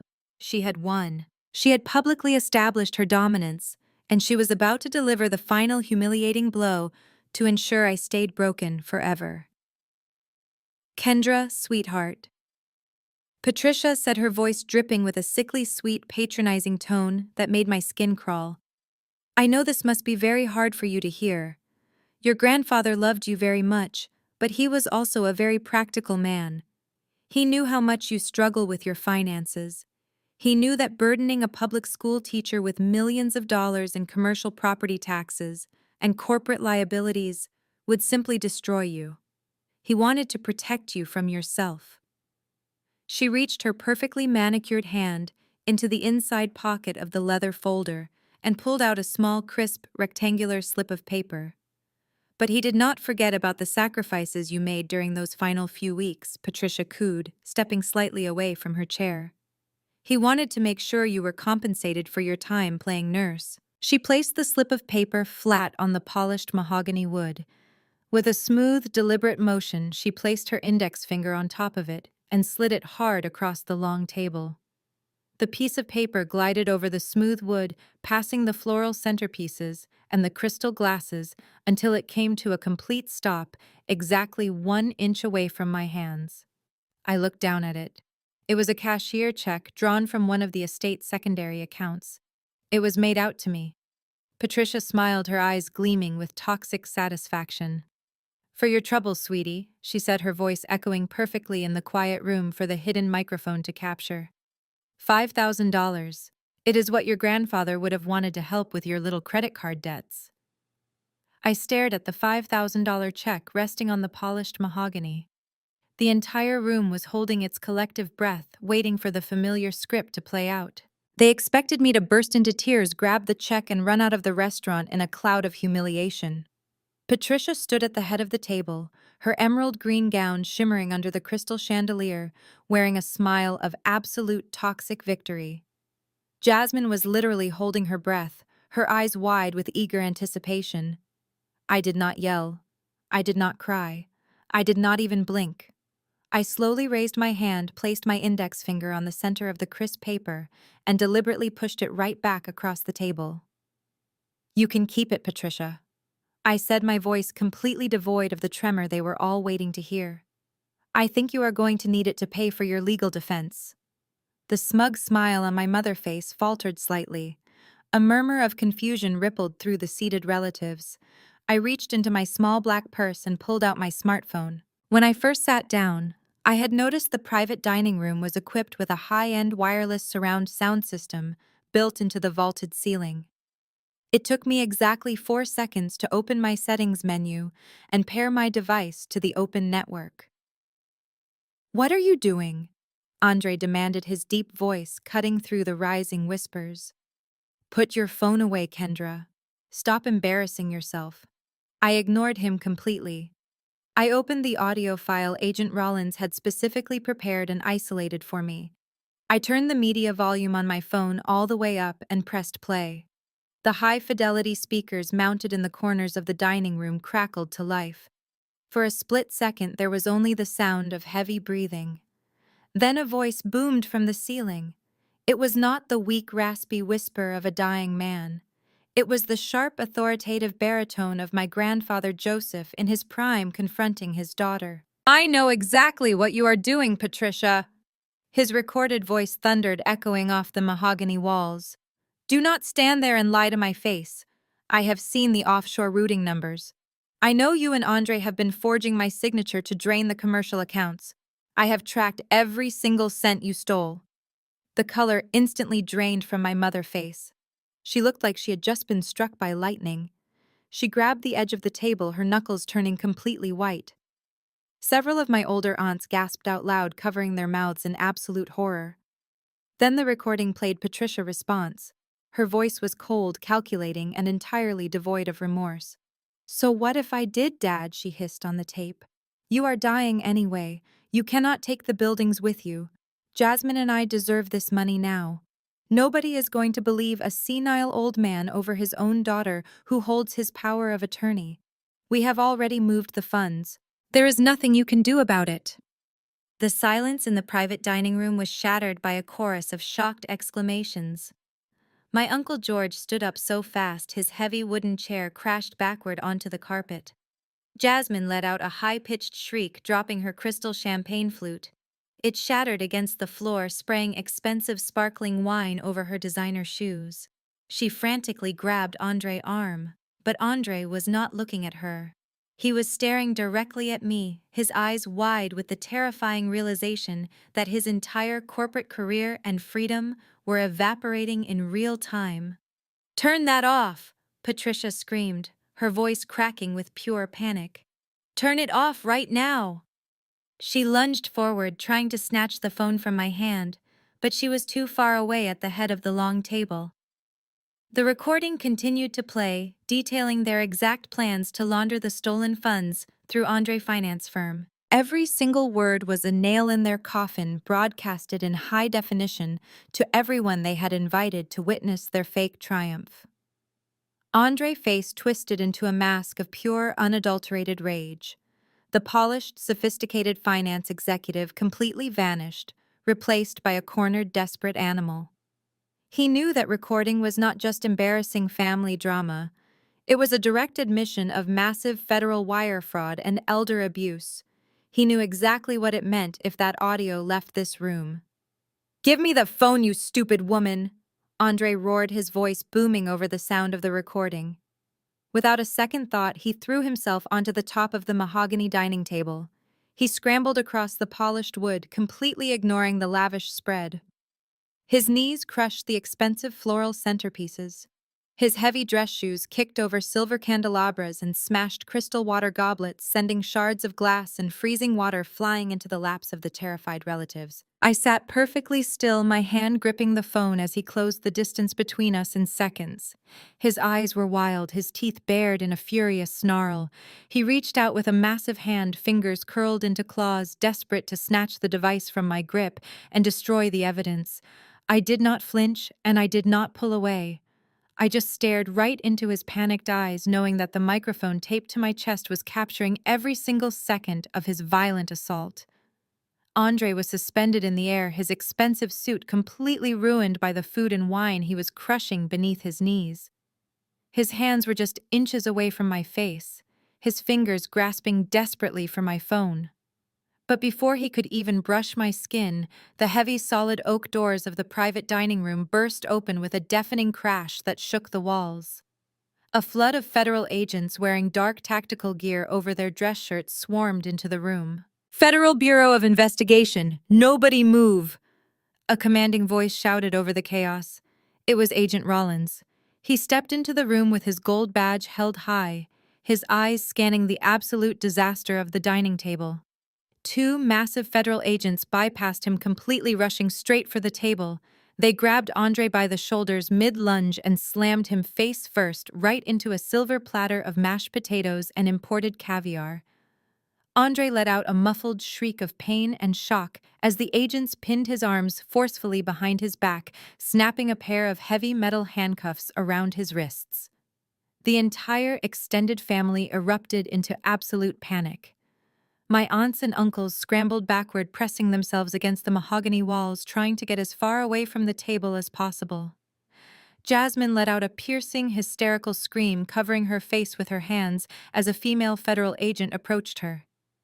Patricia was completely frozen. She stood at the head of the table, her mouth hanging open in silent disbelief, her emerald green evening gown looking completely ridiculous amidst the sudden violent reality of a federal raid. Agent Rollins walked slowly down the length of the table, his shoes crunching on the shattered crystal. He stopped right in front of my mother. "Patricia Thomas," he said, his voice loud and authoritative, easily cutting through the panicked murmurs of the room. "You are under arrest for conspiracy, wire fraud, forgery, and the financial exploitation of a vulnerable adult. You have the right to remain silent. Anything you say can and will be used against you in a court of law." My mother finally found her voice. Her face flushed a dark, angry red, and she puffed out her chest, attempting to use her local real estate status to intimidate a federal agent.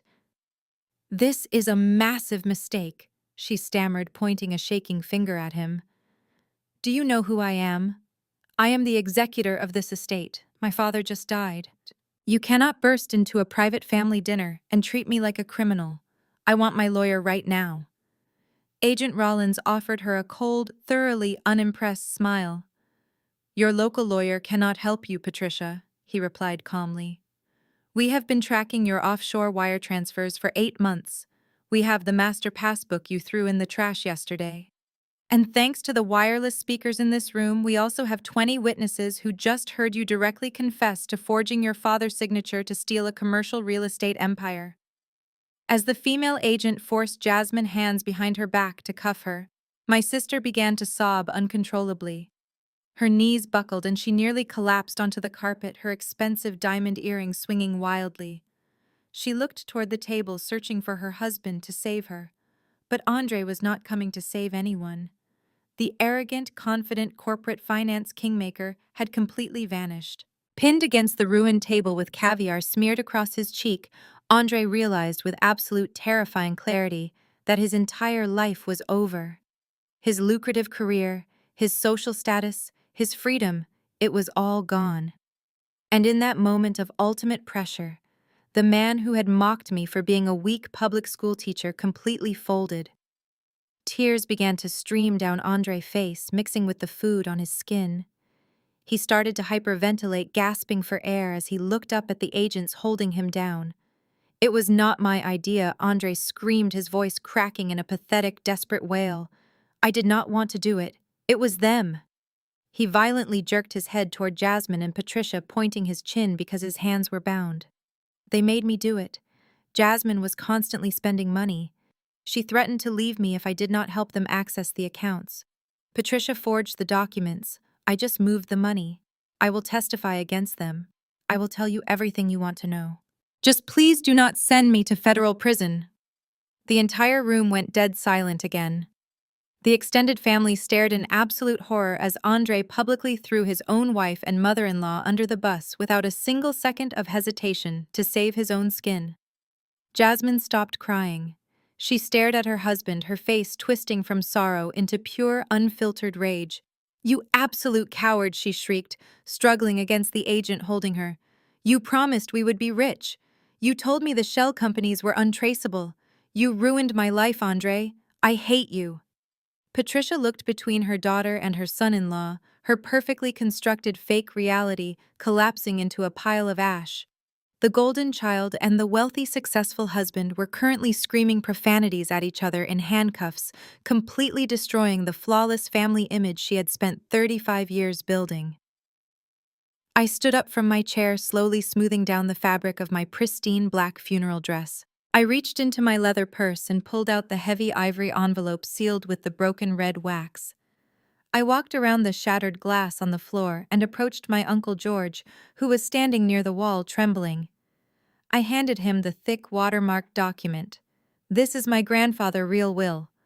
I said, my voice steady and clear, so the entire family could hear me. He had a corporate law firm in Chicago draft it months ago to bypass Patricia entirely. He left the entire commercial real estate portfolio, the holding company, and all the liquid assets directly to me. Uncle George took the document with shaking hands, his eyes scanning the dense legal paragraphs. He looked up at me, his jaw dropping, as he read the final clause. "What about Patricia and Jasmine?" he asked in a hushed whisper. I looked at my mother, who was now being marched toward the door by 2 federal agents. "He left them exactly $1 each," I replied. "Because that is exactly what their greed is worth." Right at that moment, the restaurant maitre d' stepped nervously into the private dining room, holding a black leather checkbook. He looked absolutely terrified by the presence of the FBI, but he was clearly under strict orders from management to collect the payment for the lavish multi-course feast. He approached the table cautiously, his eyes darting between the ruined centerpieces and the handcuffed guests. "The bill for the evening is $4,200, he announced, his voice shaking slightly. "The credit card Mrs. Thomas provided on file has just been declined by the issuer." Of course it had. Agent Rollins had completely frozen all of their accounts the moment the raid began. Patricia was now officially broke. I reached into my purse one last time. I pulled out a sleek, heavy metal black card. It had been freshly issued to me that morning by Mr. Harrison, linked directly to the massive corporate holding company I now completely owned. I stepped forward and handed the heavy metal card to the maitre d'. "Put the entire dinner on this," I instructed smoothly. "And please add a 20% gratuity for the waitstaff. They had to deal with a terrible mess tonight." The maitre d' bowed his head deeply, taking the card with immense relief. He processed the payment on his handheld terminal and handed the card back to me along with the receipt. I signed my name at the bottom, tearing off my copy and slipping the black card back into my purse. I turned around to leave. The federal agents were escorting my family out of the room. Patricia was walking ahead of me, her head finally bowed in total defeat, her expensive emerald gown dragging heavily across the floor. In her panic, she had dropped her expensive designer purse on the carpet near the doorway. I did not stop. I did not step around it. I walked forward and planted my sensible black shoe directly onto the expensive leather of her purse, stepping right over it as I crossed the threshold. I did not look back at her. I did not look back at Jasmine or Andre. I left them in the ruins of their own making, surrounded by the judgment of the family they had tried so hard to impress. I walked out through the main dining room of Le Petit Palais, ignoring the stares of the wealthy patrons. I pushed open the heavy brass front doors and stepped out into the cool, crisp night air. The city lights sparkled against the dark sky, and the distant sound of sirens echoed down the block. I took a deep breath, filling my lungs with the clean evening air. The heavy, suffocating burden of 35 years of emotional abuse, gaslighting, and feeling entirely worthless was completely gone. My grandfather had given me the sword, and I had finally cut them down. I walked down the street, a 35-year-old woman who was finally free, incredibly wealthy, and completely at peace.